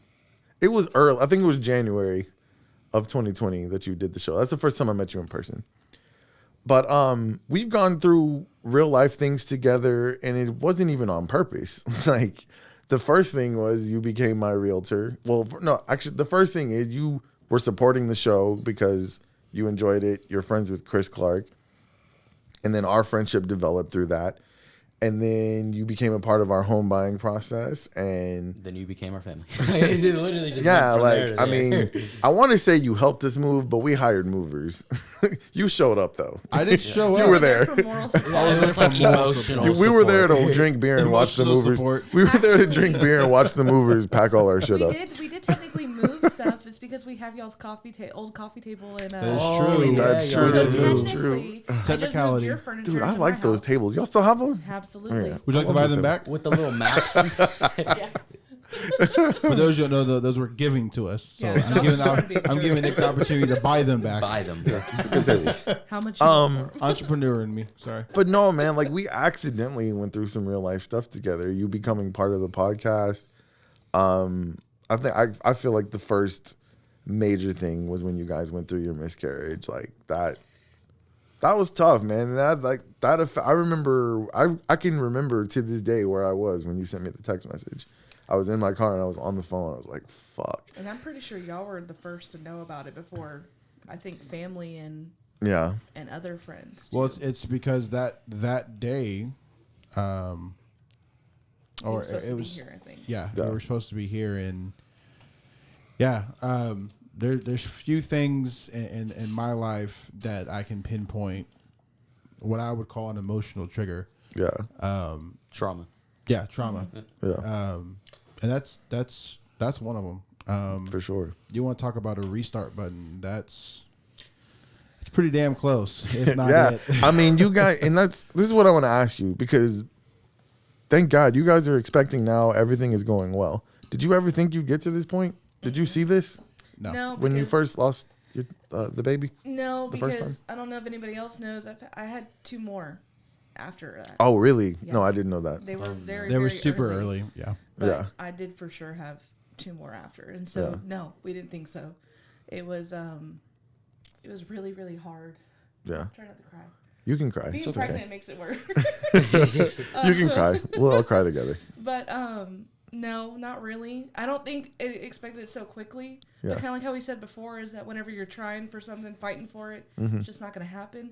We stopped fighting for it. Yeah. You know, we really, not that we'd stopped trying, but it was just like that wasn't the end game goal. And then Right. it just happened because we got Yeah. COVID, and then I wasn't getting better with COVID. Come to find out, I was pregnant during COVID. Oh, okay. So that's why. Yeah. And He's then a it just super baby. happened. Yeah. She's super baby. immune. But not really. And so Yeah. this is still kind of surreal going through it. Well, Yeah. and for those that don't know, and we went into it in some detail in our previous episode, but the moment that you learn that you're expecting, that's a whole nother high. Yeah. Yes. That first appointment, that's a whole nother high. And then obviously it happening, that's a low point. Yeah. And to experience those all within a week, that That's tough. can put you in a different mind state. Yeah. Yeah. There's stuff that I struggled with mentally for me. One of my biggest things, and for those of you that believe that Google has the answer for everything, it does not. It clearly does not. One of the things I struggled At with, least on the men's side of it. yes, yeah. One of the things I struggled with, when a woman gets pregnant, they're considered a mom. Like that's you're with child. You're carrying Right. You're carrying a life. Yeah. But at that point, you are not what you could assume as a father, Right. because nothing. It's not in the world yet. Right. And You've not done any fathering at that point. correct. And Yeah. so this happened very close to Mother's Day and Father's Day, and I struggled. Yeah. I struggled because you're not going to find the answer to that on Google. No. It's not. Hey, are you still a father if there's a miscarriage, or Right. that's not an answer. That's not on there. Yeah. And it fucked with me. Yeah. Like it did mentally. Yeah, It for really sure. did. So I have a question. If you could tell your like right now, if you could tell your past self one thing, what would y'all say? During that experience, Yes. Yeah. I don't think I could tell you. I have no idea, to be honest. Yeah. It's tough. Yeah. It is. I mean, like that's what I was telling Nick earlier when he had to go to the restroom, was that like the stuff that comes out of your mouth, the fact that like you're so woke is what we're going with is Yeah. impressive, because there's even things as me as a 30-year-old adult I still can't process, and Right. that I don't. That's hard. So Yeah. to be honest with And you, I have that is no the idea. beauty of being fresh out of getting help. Yeah, that's Yeah. the beauty. Because you know you have all the head knowledge. Now Logan still has. Like I said, you still got to apply all that stuff. Yes, you know. absolutely. It's like a test. It's exactly like a test. You Yeah. could Yeah. have all that knowledge, but you never know if you actually did it until you take the test. Yeah. It's like algebra. Am I So- gonna use it? And I don't know if there's a lot anybody could have said to you in that moment that would have had any impact. no, and Because you're just dead on the inside, man. that is probably the closest word you can get to it. Yeah. Yeah, that. And to answer your question, Logan, most of y'all know me. I'm not a big preachy person, kind of like what Craig said. I'm not a big preachy person. Most of y'all know that I'm a believer. But if I would go back and tell myself, that would go back to you're never going to be given more than you can handle. Yeah. Yeah. And the beauty in that is the understanding in that. A lot of people take that out of context, saying that you're never going to take on more than what you can handle. The whole point of that verse is he has given you more than he knows you can handle, which you may not know what that is at that time, Right. but you're going to be fine. Yeah. And I You're think going to be able to handle it. exactly. And I think if I could go back and tell myself, that would be what it is. Yeah. You're getting that so that you're God's proven to you that you can handle it. Yeah. Correct. Yeah. Yeah. Yeah. He's building up your tolerance Kind to of, handle. it's kind of the way I'm He's- trying to yes. think of things now too. Yeah. Yeah. Yeah. He's building up your I tolerance. think that and experience. I think that experience, has, if I had to guess, has enhanced this whole thing that you guys are going through now, even more so, because you realize. In all positive and negative ways, yes. Yeah, I mean, Yeah. I believe me. The anxiety you feel today, you will feel for the rest of your life Oh, yeah. until they put you in the ground. Like, welcome to parenthood. Like At that least is until they're 18. Then you're good. no. That's even. I already know that after 18, we still going to be asking You're Yeah, so stuff. worried. No. I know because I was 25 years old grocery shopping at my mama's house at one point. So I used to visit my grandparents' grocery store in their pantry. So we would call it the Collins grocery store when I come home on the weekend. So I get that. There ain't nothing Yeah. wrong with mama and Yeah. dad's pantry. yeah, Yeah, some me food and in my there. roommate used to go shopping at my mama's house.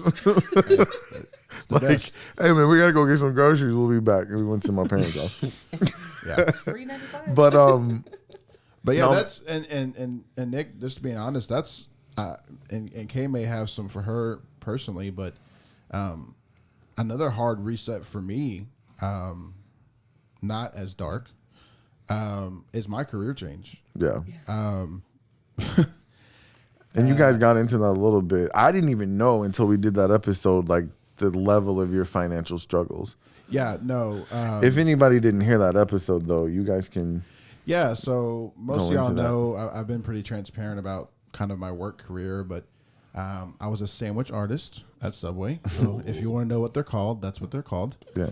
And yes, I did sign a few sub sandwiches, so you know, With the mayonnaise. with the mayonnaise, just Probably mustard. whipping it out. Mustard. The mustard's probably easier. I graduated to Jack in the Box because of my lovely wife, welcome. the girlfriend at the time. Center Street, Jack in the Box. Oh no, no, No. 146. Shout out to Oh, okay. 146. The busiest one in LaPorte. Yeah. Jack in the Box is amazing.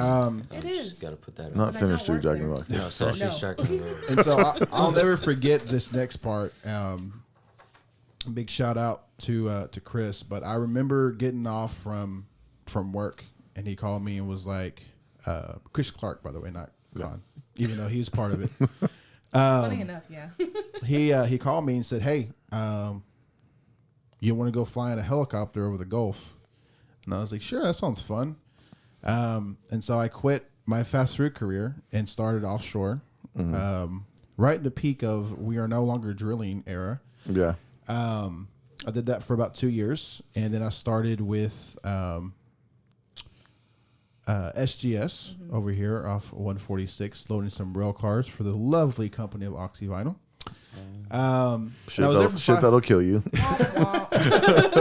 definitely, Loading shit that'll kill you. definitely. I will be in a commercial soon where it's like, "Have you ever loaded PVC powder?" Yes, I have. We're getting Call a this payday, number. We baby. still have remnants of PVC powder. in You may some be things. eligible for Like, compensation. There you Call go. Jim Adler, the Texas Hammer. Just for reference, don't call Jim Adler. I know a better lawyer than him.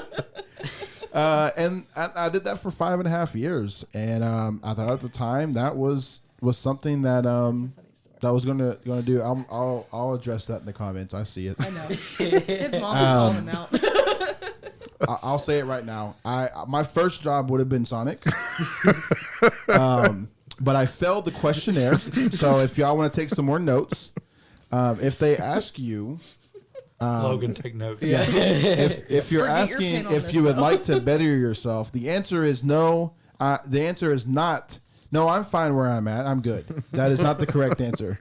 Because that is a guarantee I will not call you back. Answer. I'm just having a hard time picturing you on skates, anyways. Man, I would have been skates and short shorts. I would have been getting those ocean waters out quick. The highest paid car hop on Sonic. But no, I was in the plants for 5.5 years, and you know, Making thought that was it. comfortable money. yeah, Yeah. and I thought that was it. That's cool. I'm gonna move up and be good, and you know, that's the end of the story or whatever. And I had, you know, when I bought my house, the realtor that we had actually used, when we got done with the process, he got in contact with me and said, "Hey, I think you could be great at this. Like, I think you should probably try this." And I was like, "Well, I'll see. Let me, for those who know, you have to take an online course or go in person and take the course." And so, well, let me get through all that and see what goes on. And so, towards the end of that 5.5 tenure there, y'all gonna be very, very familiar. For those who in plants will know about the lovely politics that are there. But in the process of doing my classes, I was let go from that job, and at that time, not the best time to be doing that. Of course not. You just bought a house, right? Yeah, just bought a house. Yeah. Had it for about, I don't know, a year. I'm pretty sure you just got your truck. I had just bought my truck because I bought it in October. I was let go at the end of October. Yeah. Right before Christmas.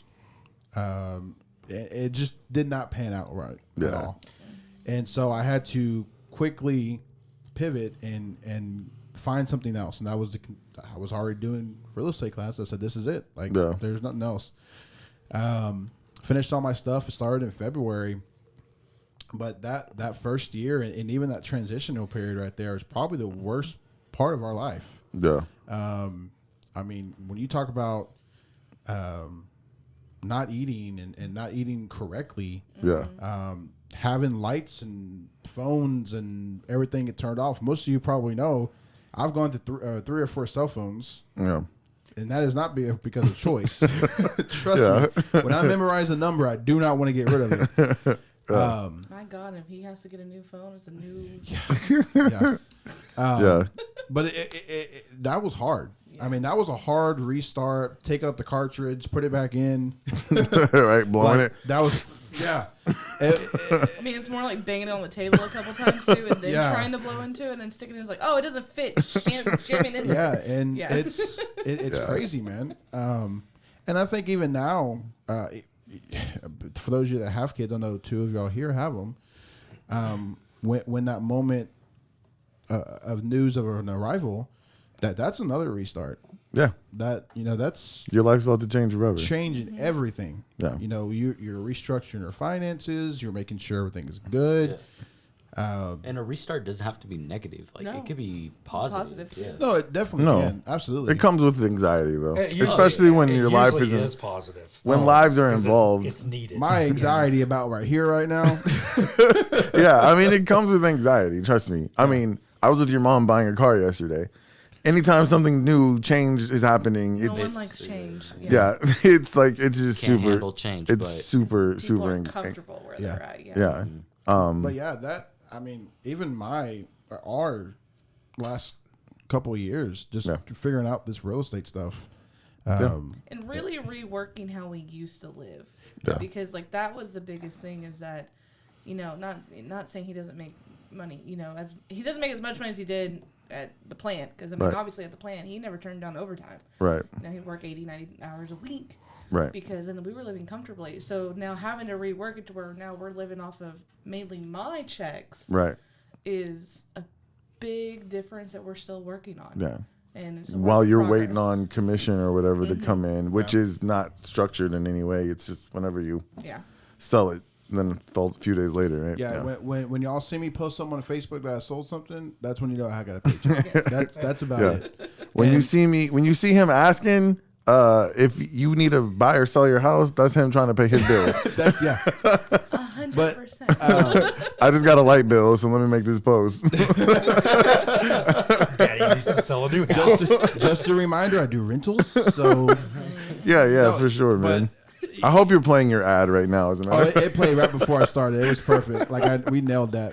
No, but and speaking with that, and I always bring this up, and I will always say this, is there's no amount of money or dollar sign or whatever that you could put on the time that you're losing out. Yeah.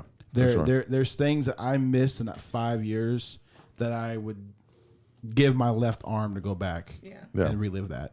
When we were getting together early on, her grandparents were probably the most awesome people that I've ever met. Yeah.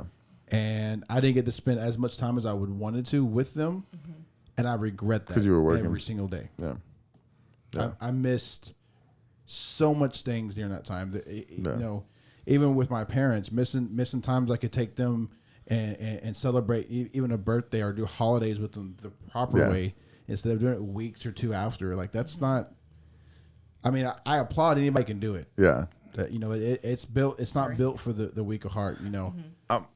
I want to ask you guys this because whenever I'm hanging out with y'all, I think about right before Maddie was born and like, are you going through this thing where you're like thinking about the lessons you were going to teach your son? No. Thinking about you're not. No, because and I say I that am. No, probably- right. This is Like, different. It's and a different for the yeah. father. I'm sure it is for you. And I Yeah. think it's also different because of how we were raised. So Josh is me. I mean, he's not an only child, but with his mom, he's an only child. Right. I have two younger I'm an only brothers child. that I. Bring that mic closer to you and I straighten had. up. There you go. I have two younger brothers who one of them is your age and the other one just graduated. Right. Which like woo woo. But I was 12 and 14 when they were born, and you know, living babysitter. I saw some of the lessons that they were taught. Right. I know what not to teach. Right. I'm sorry, Mom, if you're watching. But I've learned a lot of things, so it's and I know it's gonna change. You know, so Yeah. Yeah. not really because it's gonna come on the fly. Right. I do know that I'm not going to. I know what not to do. See, dads are different. Because I was gonna teach Maddie to be the baddest female basketball player on the planet, Oh, and yeah, okay. like, I would think about like what are they gonna look like? Like, Yeah. what's their laugh gonna sound like? That's all the stuff that I was just geeked up about. What I can tell you is I'm excited and a little sad. Excited that I do not have a daughter on the way because, yeah. Yeah. See, this is when I just don't when think you you found can out take you were another okay wife. because when you didn't know, did you pick out a girl name and a boy name? Yeah. Okay. What was So your once you- girl name? Charlotte Emery, and we were gonna nickname her Charlie after my grandpa. I like that. I like that. What's No one's Let stealing me ask you a that called question. dibs. When you found out that it was a boy, did you feel like Charlotte died?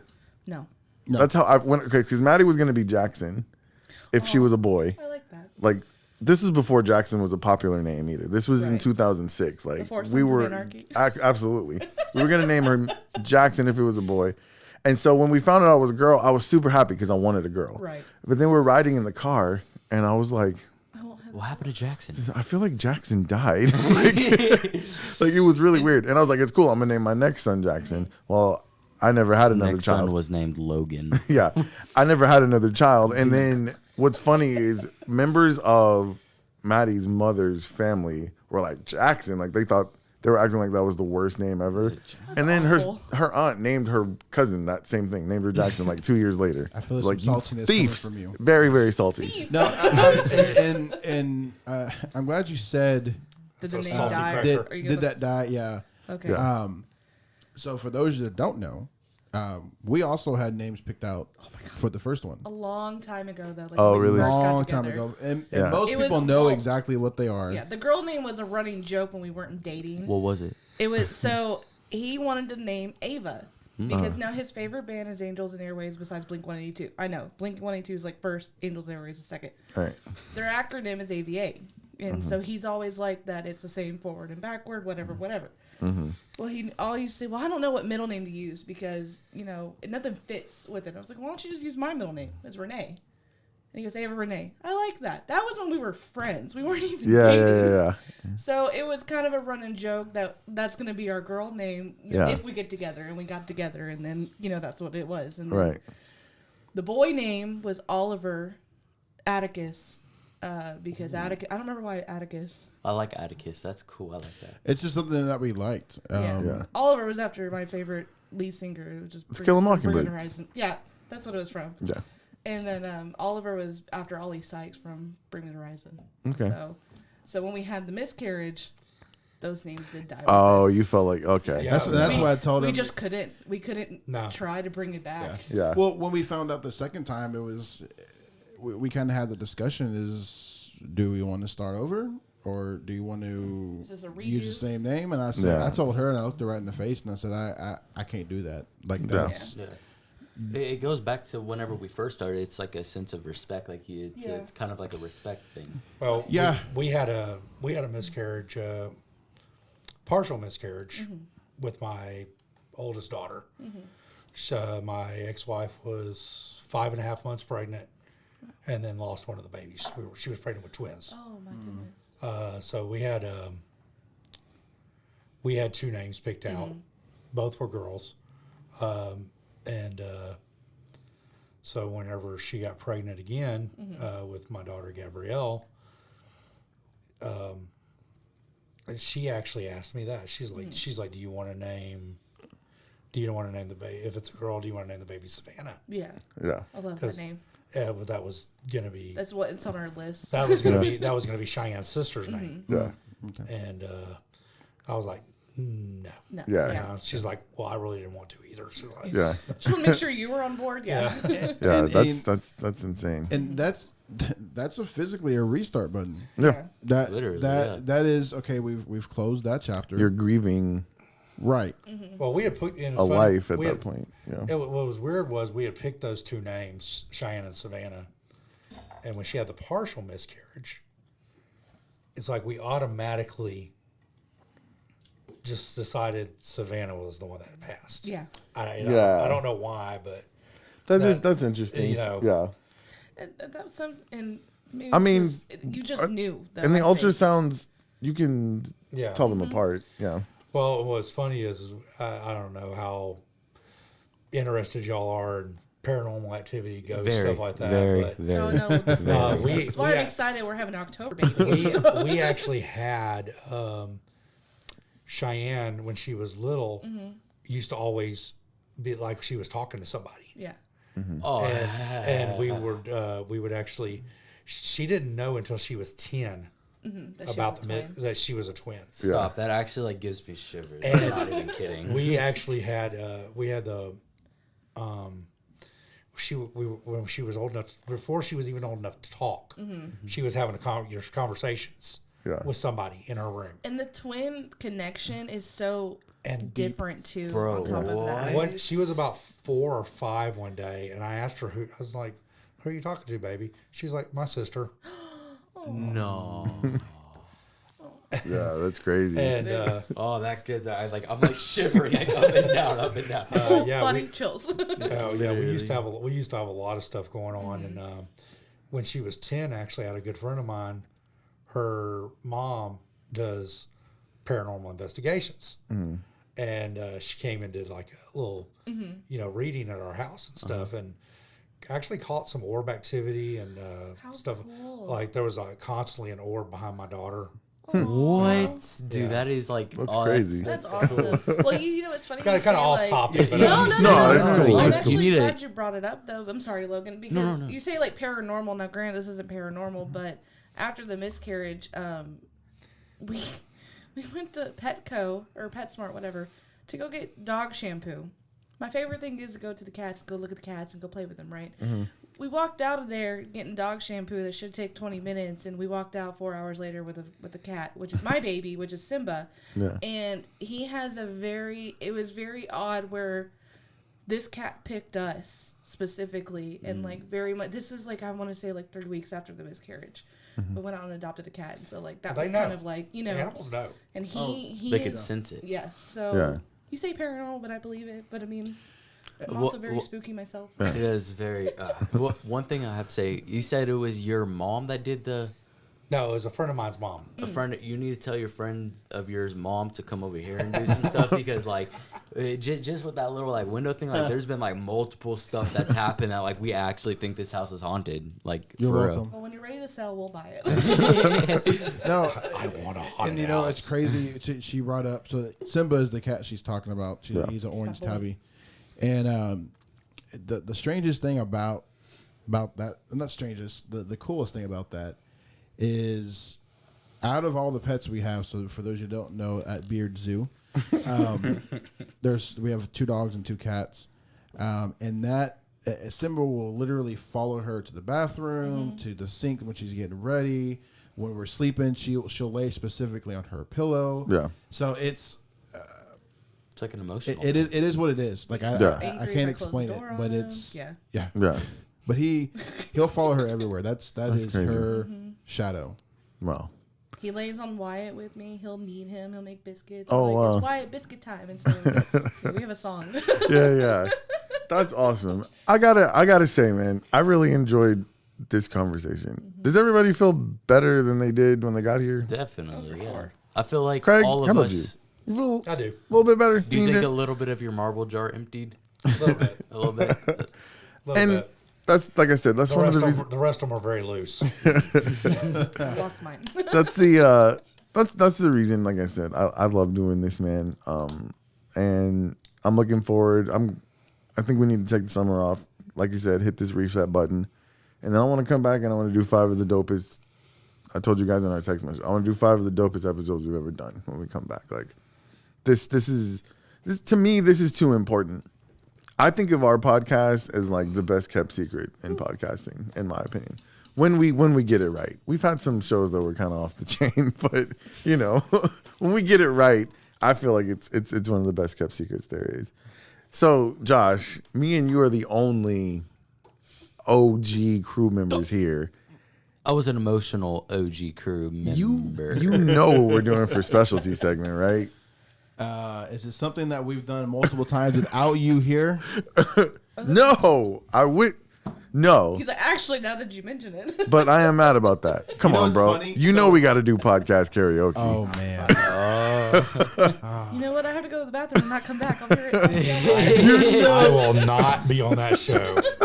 You know we got to do some podcast I'm gonna karaoke. As long as it's We got a- Backstreet Boys or NSYNC. I got I'm a with you. guitar player right here. I could go grab it. I could we could hook. Y'all know Purple Haze? If y'all could sing Purple Haze. I don't have any amp for you to plug into, I'll unfortunately. help you go get it and disappear. So you know what's funny? After the last episode that we did with dad jokes, I am so ready for dad jokes now. Are you? Because I went to don't shake your head at me. I said- I'm not ready. I No. wish I would have prepared. Let me tell you why. What's up? Do you have I'm not so ready right now, Oh, I know what you're talking about. Okay. but I have something that I'm using to get ready. You got a dad joke book? You know, Oh, I dude, it's bought it called for the him. Brick Book of Dad Jokes. And I'm going to tell you how special this book is. You know how most books has that flat binding, so when you open it, it like cracks it and it doesn't lay right? This one's specifically meant for you to open up and lay Yeah. it out. Like a Bible. It doesn't mess up. Yeah. And It's like the 10 Commandments. Oh yes. Exactly. Oh, and there's some good ones. He The said- day that I bought it, we sit there laying in bed, and I was like, "Hey babe, There's no we. hey babe, hey babe." For like an hour straight, she finally goes, "Would you shut the hell up and go to bed?" I was much meaner than that because I was tired. All right. So we're going to do. I'm not ready for dad jokes. We can either do podcast karaoke or we can do trivia. I vote for trivia. Trivia. Look at me. Can we do Look at me. both? Look at me and Josh. Me and Josh are like, we're ready to do something right now. How about we do one like Do you know? My fire. No. Do you know? the one? It's a song from Shenandoah. Desire. What's it called? 2 Dozen Roses from Shenandoah. You know that song? No. I think you do, but if it's on a movie. We're not doing. how about y'all do one We'll do song? karaoke after the show. Just me and Josh. That sounds like an We'll excellent record it. idea. Wow. And put it on the Facebook. Let's get a Good for Dudes ad in, and we'll figure out what we're gonna do in our specialty segment. Goodfordudes.com, your one-stop shop for all your man face stuff. What's up, guys? It's Nick Stevenson again. Fellas, this time I'm talking specifically to you, and I want you to know it's okay.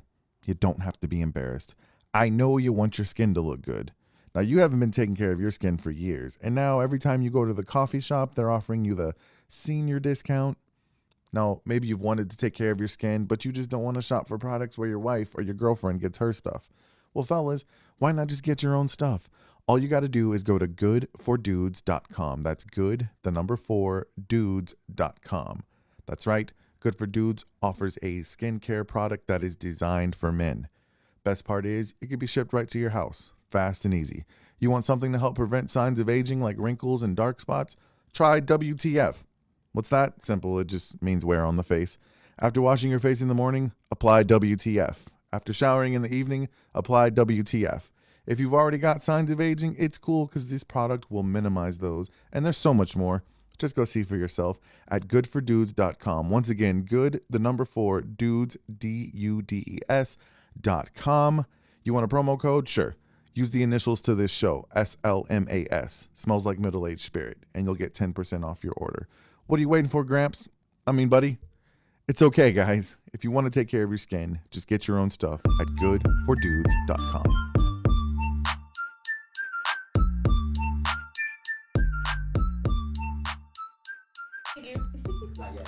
All right, guys, goodfordudes.com.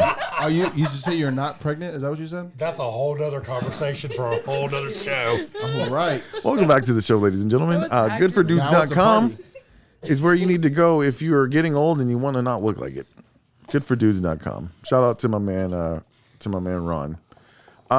Let's do some random trivia, and then maybe somebody will get bold and want to sing a song. It is the game show that is sweeping the nation. We call it the Smells Like Middle-Aged Spirit podcast buzzer battle. And it looks like Craig is going up against Kayla. Buzzer battle. You know, we should do Family Feud one day. Ooh. That would be great. Oh, I also have another game. I have another awesome game that we're going to do. Come on, man. Separate. I'm trying. This deck seems light. All right. Kayla, ladies first. Why don't you go ahead and spin the wheel and see what our topic is going to be? Ooh. You know what we need, man? Is that Jeopardy trap on there? General knowledge. I think you took it off, bro. You can put it back on real quick. General knowledge. I'll let you do your thing. Just mute your mic and you can get it back. It's on the computer. Is it called Jeopardy Trap? Yes. Let me get on it. Alrighty. In the meantime, we'll just listen to our beautiful voices. All right, what do you got? General knowledge? Mm-hmm. All right. You ready, Craig? Let's see. What would an entomologist study? Well, Damn. Hey, coming in right out the gate, aren't we? Mr. Craig, what you got? Skin. That is incorrect. man, I was gonna guess. You want to guess? Is it the stomach? Something with No. the Can I say it? Can I digestive say it? system? Go. Intimacy. No. No. Intimate knowledge. I got you. It's ENTOMOL. It's they study insects. Believe it. What was your answer? Whose? Intimacy. Man, that was a good fucking. All of that was. You're welcome. Alrighty. Good job using the word. What are we going to? 3? That was good. Sure. What are we going to? 3? Okay. Go ahead and spin that wheel there. We'll do it in Craig. 5. Your turn, Craig. Wait for you Oh, to hit it and fly somewhere. what do we got? Around the world. Around the world, around the world. Alrighty. Let's see. I'm gonna find the not hard one. Okay. Table Mountain overlooks which city? What was it? Table Mountain overlooks which city? It's in Sound Drops, the folder Sound Drops. You see it? Can you give us a hint? Like what state is it in? I believe this is Massachusetts. Don't know. Hey, get your hand off the book. That's like kind of cheating right there, man. He's just like, I don't know. Thanks, Game Show Nazi. Is Cape Town, Massachusetts? That is Massachusetts, right? Yes, Cape I Town. think so. Here, Okay. just do another one. That Like, no, I would say Boston. but You Boston's guys don't know Massachusetts. anything. Go ahead, Kay. What's up with that Jeopardy trap, man? I don't see it on here, bro. It's definitely on there. Around Are the you world.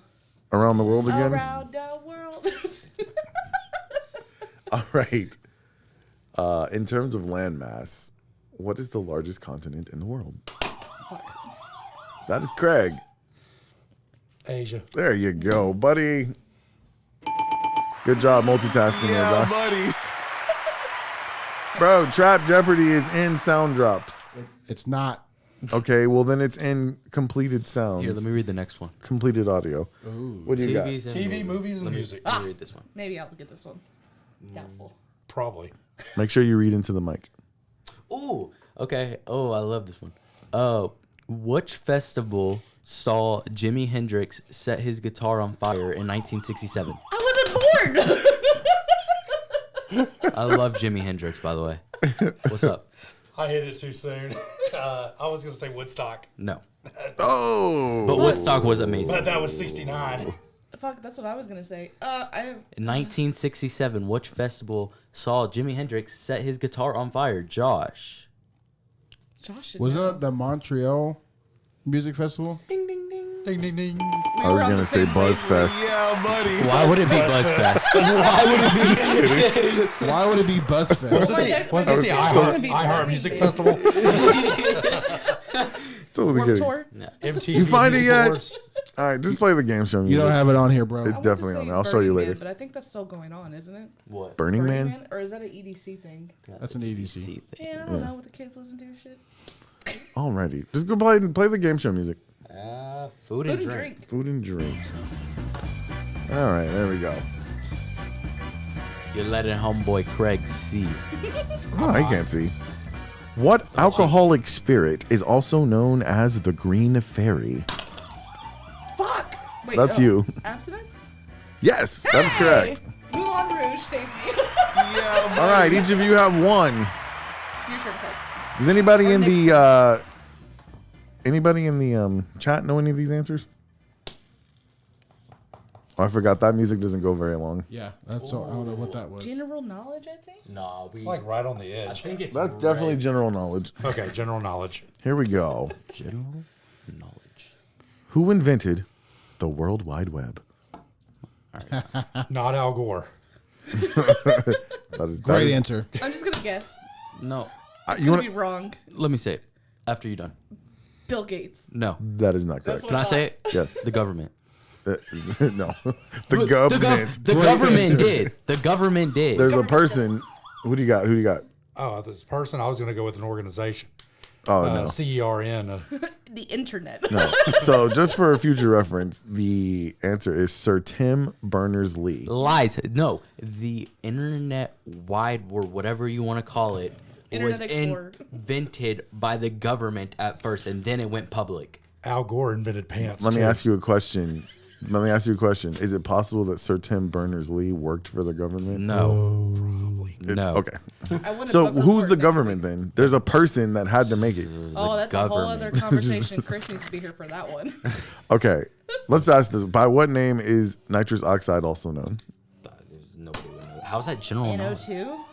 That is incorrect. Okay. I mean, that is correct, but that's not the I answer. was like, was well, it? technically. I What don't was it? know. Nitrous What? oxide? Name is nitrous oxide also known as? Laughing gas. There you go, buddy. Oh. I'm going to give you that one. I've never had that, so I wouldn't know. Josh, I'm so disappointed in our lack of Trap Jeopardy music. I didn't. Just play it on someone- repeat from YouTube. Josh, start Someone messed with my board. Play it on- I'm not happy about it. Play it on YouTube. Nick or me and you gonna It's go? like a You wanna? 3-hour. I'll flick it. Yeah. We don't have a buzzer. We could just No, reach. he's gonna spin it. Okay. But I was wanting to do the buzzer. Oh. We could just reach Let's over. let them get to 3 first. He's got 2, Oh, so y'all have two. All Yeah, I right, meant for you. Do you wanna? you okay. can flip. That's what I meant. Go and spin it.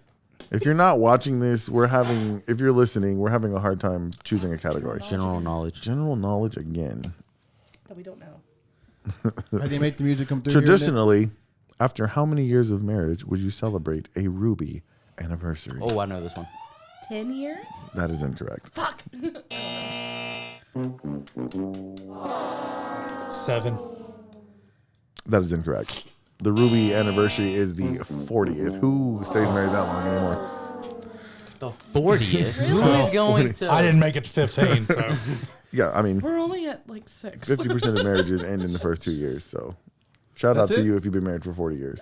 What'd you say? Yeah. Did you find it? No, he was. No, I was you were celebrating the saying- fact that He said shout out if You've been married for longer. 2 years. There we go. All right, Okay. ready? Yeah, let's see what we got. Can I just karaoke this? General knowledge again. Is this thing broken? Don't hold it. Just flip it. TVs All right. and movies TV and music. And movies and music. Let me read this one. Can I read this one? Go for it. All right. By Voicey I'm gonna dot pick network. my Oh, we got an favorite. ad in the middle of our Jeopardy trap music. Okay. This is bullshit. All right. Which TV show is a set in the fictional town Pawnee, Indiana? Pawnee, Indiana. If y'all don't know, I will give y'all a couple hints. Is it a popular TV show? Very. Very. I think Is so. it old or more modern? I don't really know. Probably like How it's in many the ads 2000s. can they play? Josh has restarted from the beginning, probably. Yeah, I just restarted it. Apparently, that's a short. Is it Modern Family? No. Oh, okay. Okay, cool. Knock that off my list of guesses. I will give y'all. Oh, I'm sorry. I will give y'all a hint. This show is on Netflix currently. In Indiana? Where the fuck Ozark? is Indiana? No. That was a good answer. Pawnee, Indiana. Riverdale. No. Is it that show your mom watches? SpongeBob. No. Is it Stranger No. Things? No. Yeah, I don't know. It's Park and Recreation. I haven't watched that show Ah. Where you at, Nikki? Oh, she's actually at Parks and Rec doing a concert. Or she's not doing the concert. It's we might not have any listeners tonight because it is concert in the park tonight. yet. What's the other What happened to my one? music? What was the other one? Yeah, there's another question on there? I'm not looking. All right, I'm about to Bluetooth my phone to the But it's not good. Oh, okay, never mind. Food and drink. Drink anyway. I don't know. who's drinking. Alrighty. Hang on, Nick. I got it. No. I'm Okay, thinking this- about this doing a one's good. karaoke This one's song. good. Which 3 flavors make up Napoleon ice cream? Ooh. That was like in sync. Which one was Play it? rock paper scissors. Oh yeah, we'll do that. Ready? Wait, so is it 1, 2, 3 shoot, or we shoot on Rock 3 or paper shoot after? scissors shoot. Okay, gotcha. 1, 2, 3. 1, 2, 3. Ah, fuck! You got it. What is it? What was the question? Which 3 flavors? Which 3 flavors make up a Napoleon ice cream? Oh, that's so easy. It's Neapolitan, by the way. Neapolitan. I'm sorry, Okay, I dyslexic. say the same Chocolate, strawberry, vanilla. Ding, ding, ding. That is Chocolate, right. Strawberry vanilla. Yep. thing. That goes Good job. up. So you Oh. got 3. Nick. Oh, here you go. I just found the best thing we need to start playing right now. Oh, what's that? So if you type in Trap Jeopardy, it actually takes you to a Trap Jeopardy game board. Nice. Would you like to see what the categories are? Yes. Okay, we're gonna do 2 I teams. need to know. How many teams are we gonna do? Wait, is this what we're playing? Huh? Yes. Oh yeah. Okay. Well, Josh me and got Craig. So excited. Well, No, Logan. there's no teams in Jeopardy. It's 3 individuals. What's talking about teams? It says teams. It says no teams. How about you be What the do you do? host? Okay, so me and Craig Kat, will be on one side, and and then you'll be Logan like. and- saying- Okay, so we Caleb got and 2 others. teams. All right. Figure it So out. we're gonna start. Do we ring this All thing? right. this is a very impromptu game. I'm excited. Nick, you're gonna love this. All right, our categories for today are going to be wild card, music, black moms be like. Hey, it's Trap Jeopardy, bro. That's funny. Black history, Yes. and then rap and R&B. All right, That'll let's be do it. fun. All right. Nice. So of course, if you've never played Jeopardy, you have 100. Your to hands a little 6 close to that buzzer. You have 100 to 600 Yeah. to choose from. Who would like to go first? Why don't y'all go first? I went first for that. We'll go first. Okay, let's take Black Moms Be Like for 100, please. All right. Are we allowed to hit that If you know the answer. like immediately? All right. If you know the answer. When going, Do we have outs- to answer in the form of a question? we'll say yes because I don't know what the answers are Okay. yet. When going outside to play, when do you need to be back inside? What is when the street light comes on? What is before the street light comes I on? was about to say that because y'all always told me that. That's what I'm talking about. Me and Craig go- Actually, I was gonna say, you better get your motherfucking black ass in here before that light comes on.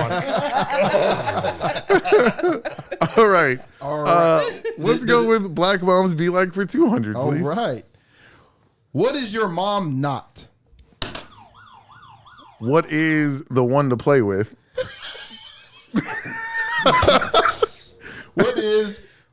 What is one of your little friends? Same thing.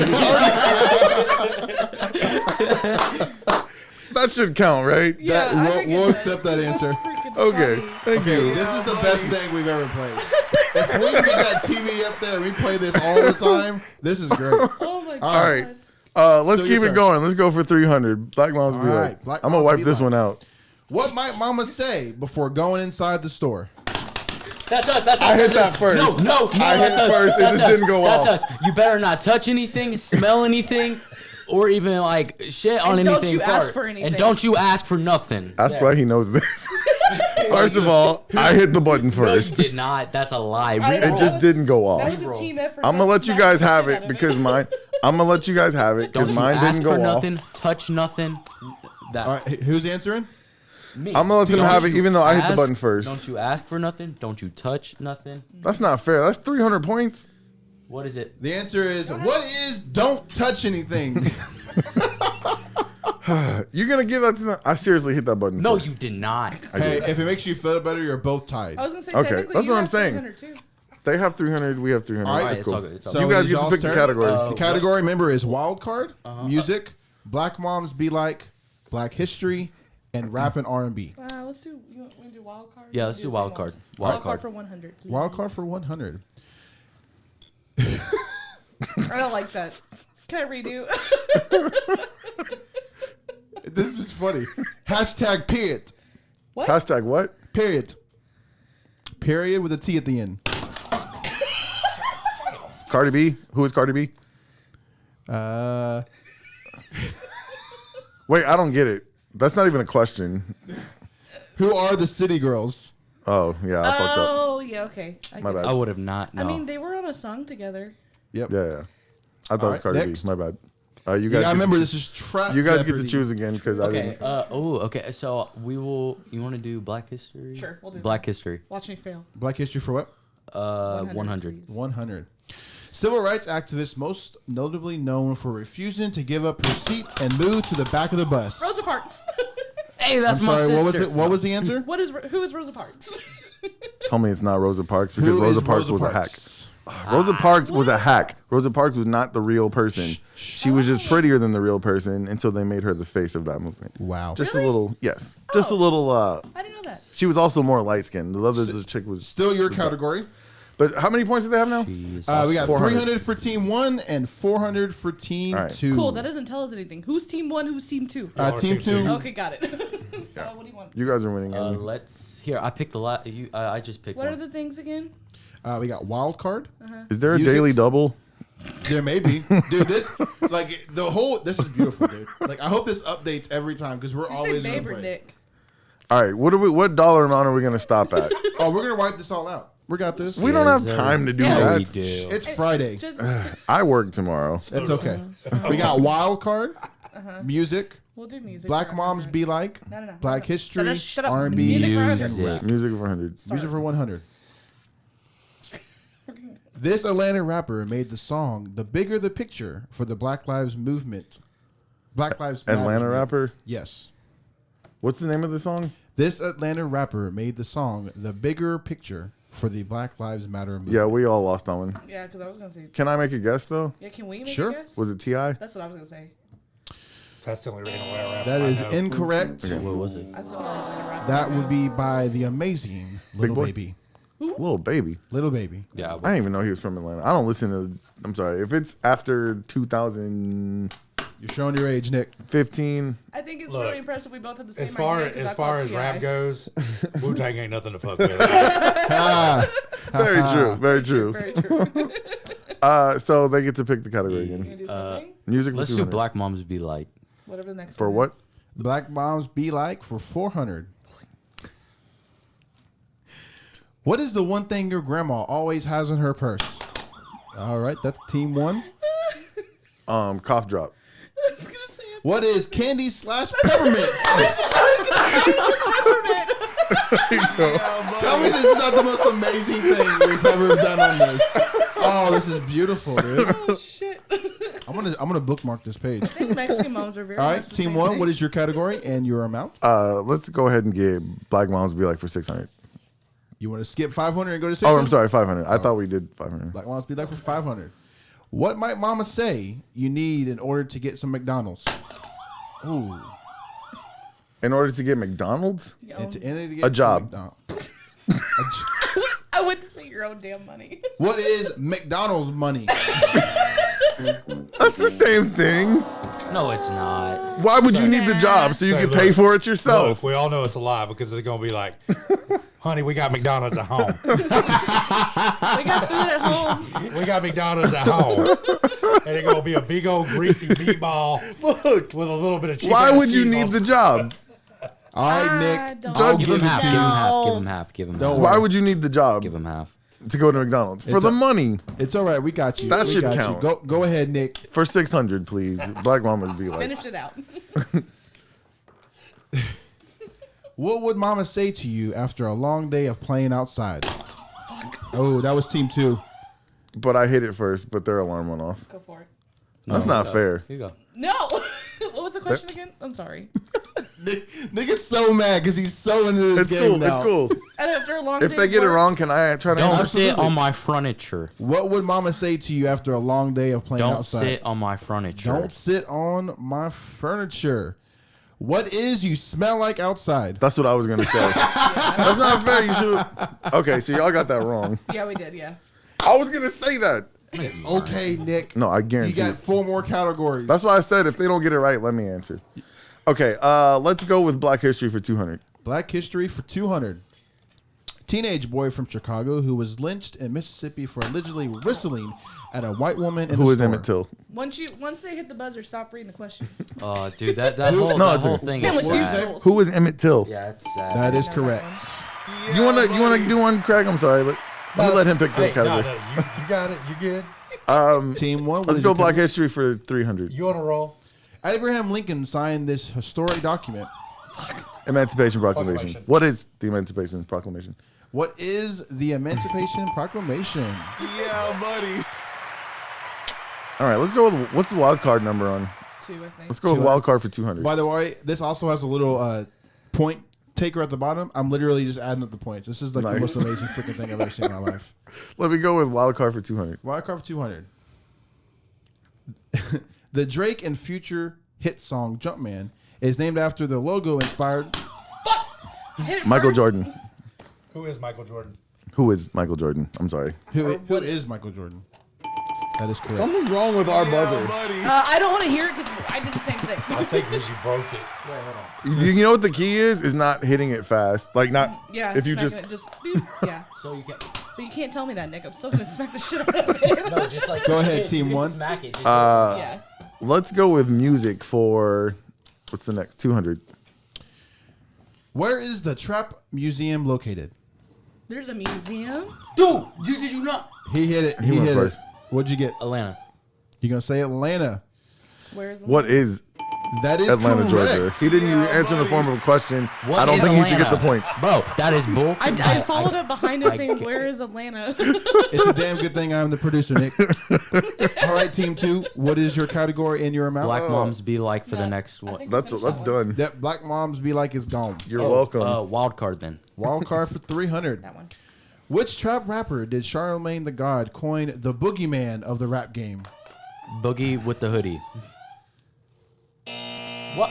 Team 1, you have a chance to steal the points. Charlemagne the God Isn't called. What's the nickname? Would you like me to repeat the answer? Yes. Let me repeat the question. Yes. Which trap rapper did Charlemagne the God coin the boogeyman of the rap game? Can I go with who is Birdman?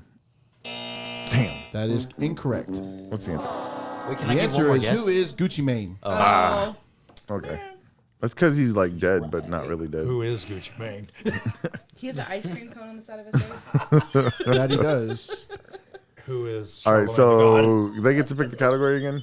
Who are these people? Yeah, I don't know what happened to my thing over here. What happened? What was some You probably got a virus from being on this ghetto ass game. No, it like. Oh man. Is it one of them trap something? or Well, we whatever? have the most points, so we won. No. No, that's not fair. Joshua. We won. Did it No, get close? it like zoomed out for some reason. Have you ever done that on here? Zoomed out or in? It zoomed in. You double click on the Double- left. Like, don't click it, but just tap like it. tap it. Double tap the mouse. There you go. Or not iPhone or my Who's the old man now? Ooh, got a burn. Got him. Sick burn. So no one got that one right, correct? No. Yeah, no. All right. So what are the categories again? All right. Categories are I think you should take points off for them not knowing the category. Listen, wild Nick. card.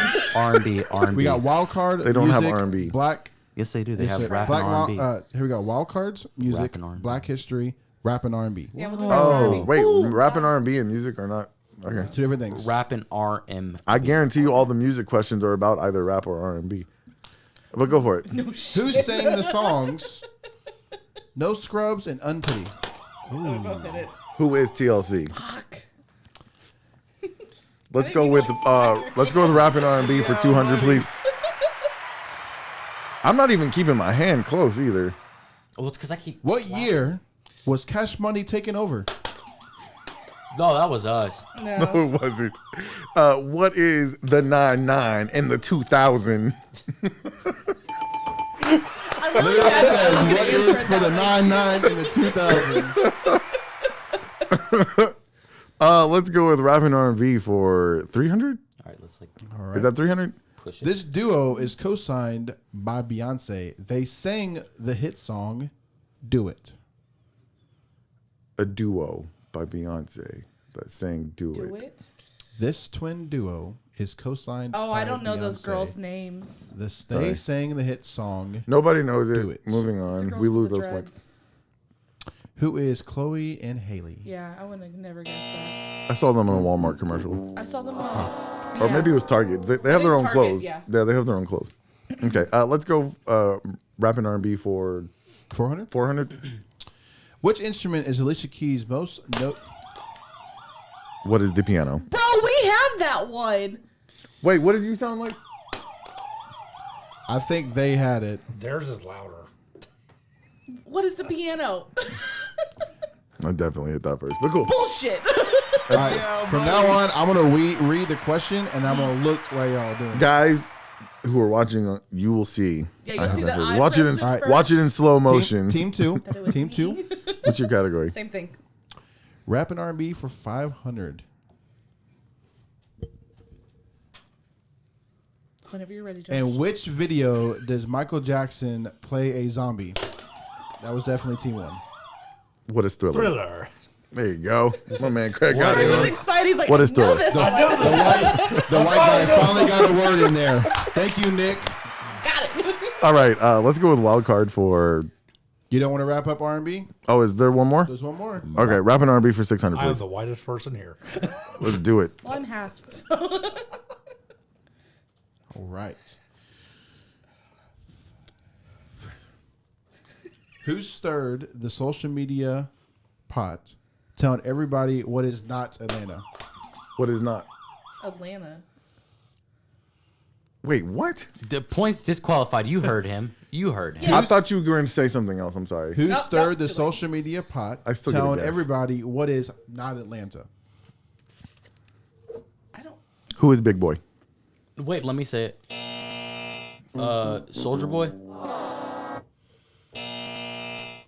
The answer is who is The T.I. Armada the Great? I don't know. Yeah, I have no idea who that is. Who that is? He I'm is sorry. Not great 'cause Oh, no- right. Can I just say for the record, I'm extremely disappointed that none of the answers in that category was R. Kelly.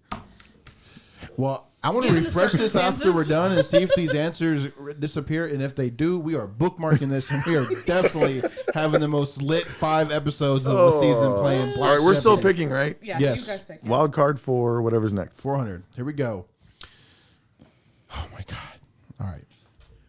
The phrase YOLO was popularized by Drake. No, dude, he can't defend. The question did not finish. Yeah, so go ahead and finish answering it, Nick. Yeah, what is it? Don't even say. What is it? Okay, the phrase YOLO was by Drake, and who is Lil Wayne? Can you For finish team the two- No, stop. Can you just finish the question, please? I know I said for team 2. Okay, Hang on. Okay. I'm just very. For team 2, the phrase YOLO was popularized by Drake and Lil Wayne with their song The Motto in 2012. YOLO stands for Oh my God. You only live once. What is you only live once? What is you only? I got you, bro. High five. That unnecessarily long ass fucking question was so stupid. No, Okay. That's what you get for That's what smacking the shit out of it. Exactly. now you're going to be hesitant to hit that buzzer now. Okay, it's cool. Go team 2. Way to go, Nick. We'll just do. Next one. He's like, Drake and Lil Wayne. Duh. Very good. You do the question. No, wild card again. Wild Whichever card for one. 500. Name Better question. That was a $400 question. It was. What does YOLO stand for? Listen, That's I like don't the make- first I question don't make the on rules. Who Wants to Be a Millionaire. Don't worry, this will be fun. I don't like that. So I will tell you this: if you buzz in, wait till I call on you, Okay. and you have to be in order. It's very typical. Okay. It Smells Like Middle Aged Spirit podcast. Name rules 3 in the middle of the game. rappers. As we go. Y'all ready? Yes. Go. Name 3 rappers whose names include Little or Young. Ooh. You got it first, I think. All right. So you're gonna tell me the first one? They have to. No. Do I have to do one that has each? Or I can give you 3 littles or 3 youngs. That correct. Just it has to include. Or either a one. combination of. Correct. All right. Let's go with Lil Wayne, Young Jock, Lil Baby. That is correct. Can't do that. Can you do that? I know. I think you can do that. Can I do what? But All right. Go ahead. What's left? Everybody can do that. We have 600 wild card for 600, music for 3, 4, 5, and 6, Black History for 4, 5, and 6. Go with the wild card for 600. All right. Name the Name the comedic trio that make up the 85 South Show. oh, I don't know all their names. Carlos Miller. I'm sorry. Who is Carlos Miller? Who is oh shit, stop. Who is This is not fair. No, I know his name. Who is DC Young Fly? Those are the only 2 people I know. And who is Is this for Wild and Out? Yeah, they're all from. They are on Wild and Out. Wait, can I know this time one out. then? Who is No, bro, you're taking too long. Yeah, Stop. 5 seconds, team 1. No, I don't. Yes, you do. You can't keep going. I gave you 2, so you gotta add time. I gave you Carlos Yeah, let him- Miller, let him DC do the Young last one. Fly, and Yeah. Chico Bean. There you go. Damn it. Yeah, but yes, to answer your question, they're all from Wild and Out. Yes. Thank you, thank you, thank you, But they thank were you. in that first. All right.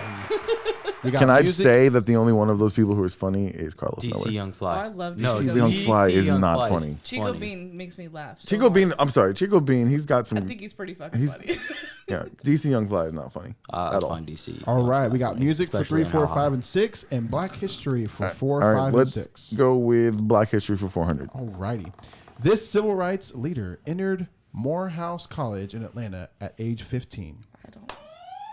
Ooh, team 2. I'm just gonna You're go on with your a own, bro. random person, Martin Luther King. My boy came through with the clutch. That was a total guess. Bro, because I didn't know. Go, let's go. Y'all see that? That's good. And Logan, we just named all the Black History people that you know. After the show, Nick's gonna be like, "All right, Logan, here's your black card."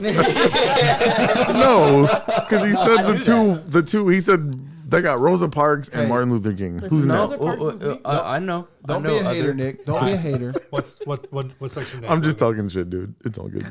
So, what is that guy's name? I can't. It's The okay. guy- Just pick your next. Pick your Oh, next. okay. We'll keep going. Malcolm X. That's what I was thinking of. So who is? We got Black History for 5 and 6, music for 3, 4, 5, and 6. Let's go with the music Okay, for 3. the next. Music for 300. Yeah. All right. "Feeling Myself" is a Nicki Minaj song.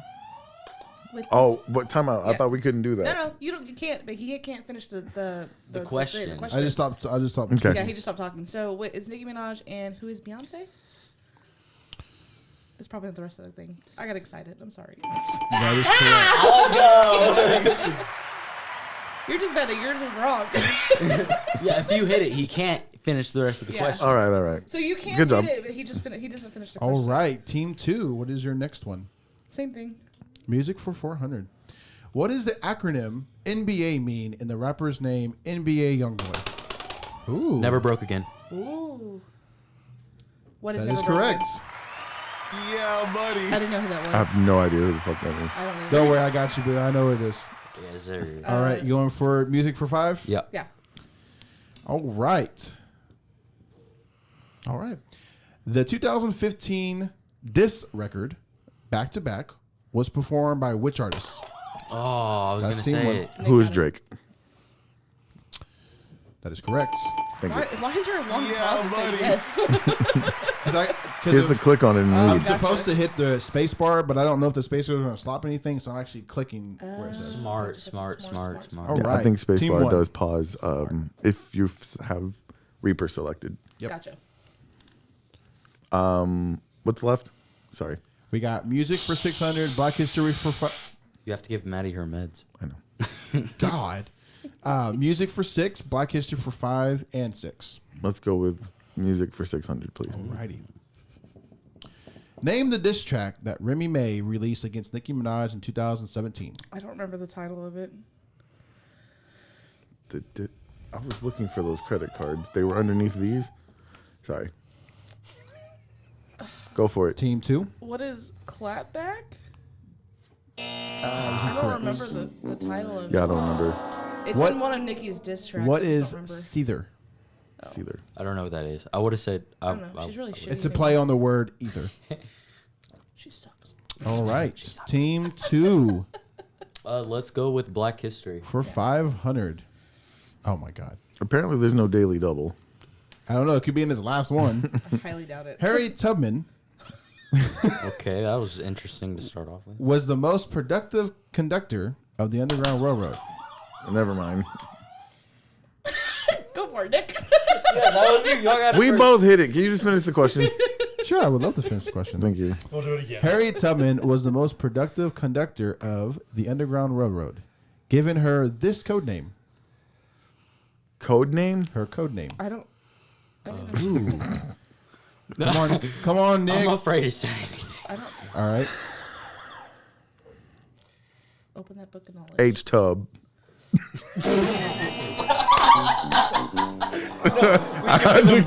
We should give him points. That was kind of funny. Team 2, would you like to steal? I don't know. You gotta. He guessed Martin Luther King. Can you Go read the question again? I sure can. Harriet Tubman was the most productive conductor of the Underground Railroad, giving her this code name. I'm gonna guess Big Mama.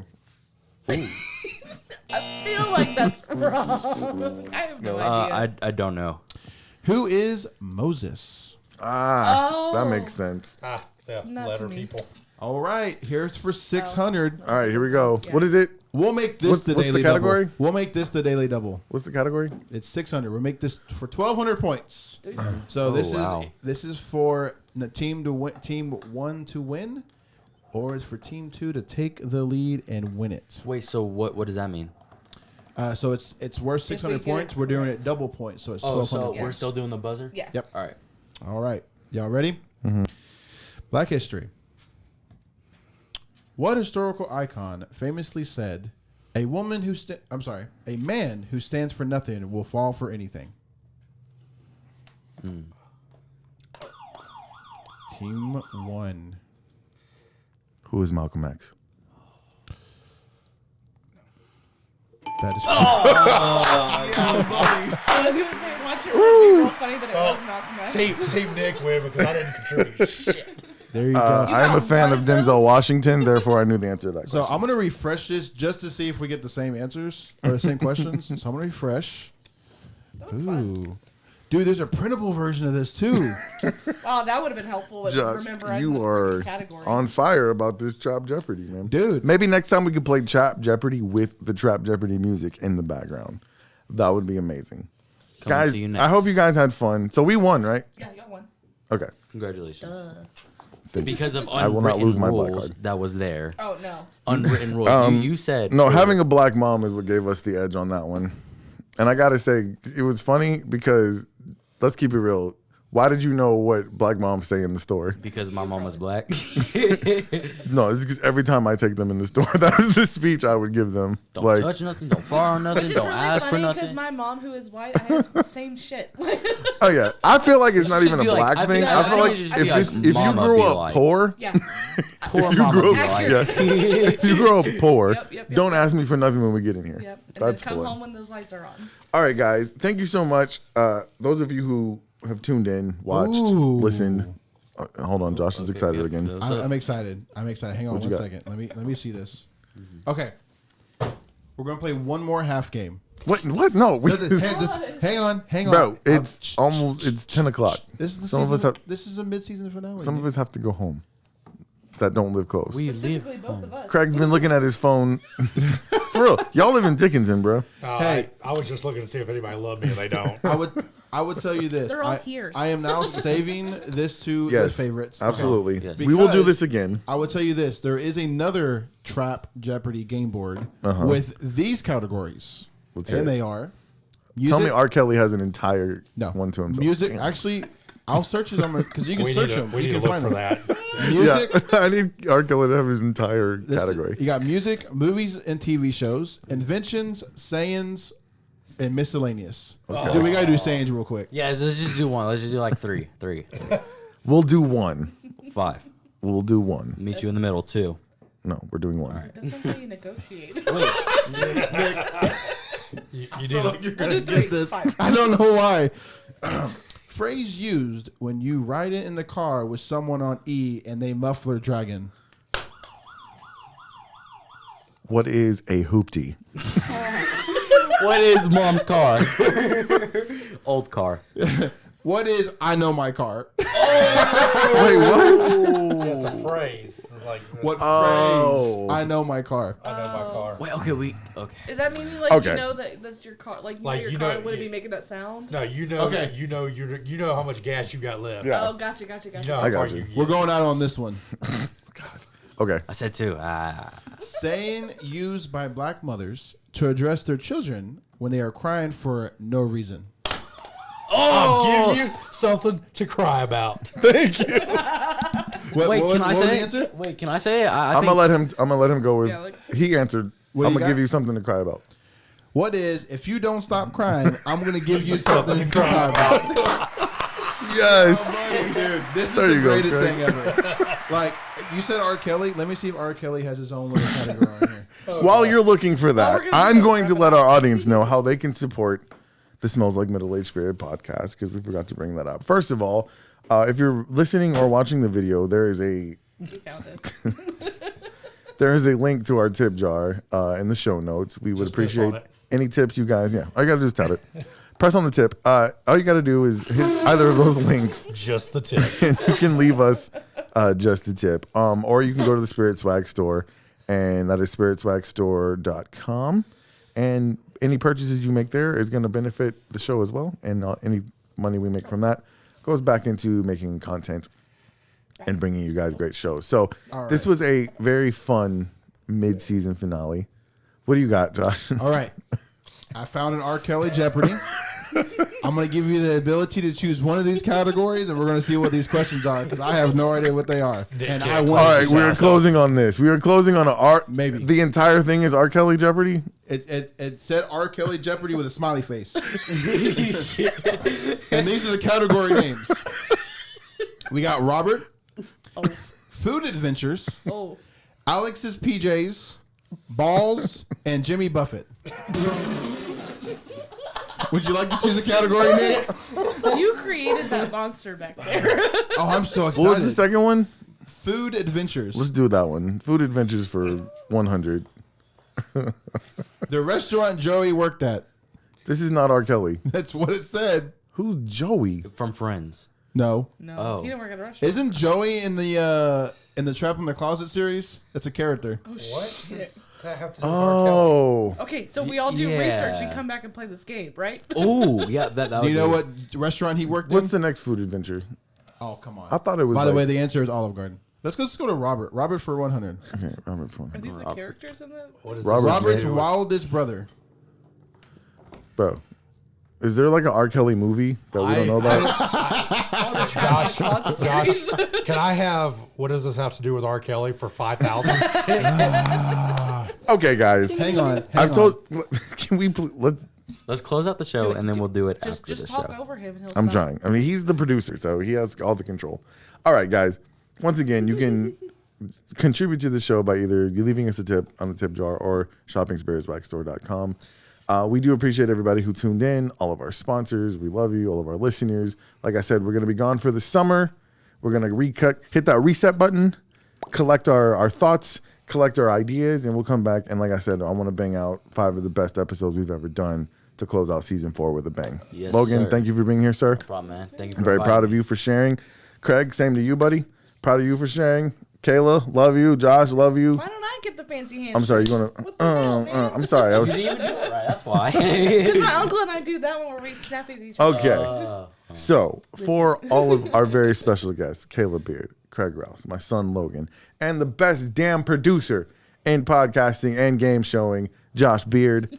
I'm going to get us out of here. My name is Nicholas Stevenson. I'm your gracious and humble host, and we will see you in a couple of months. Bye.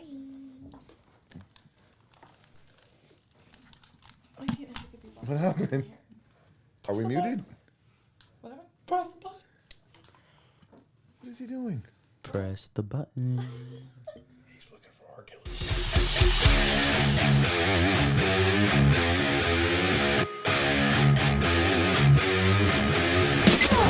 You've been listening to the Smells Like Middle-Aged Spirit podcast.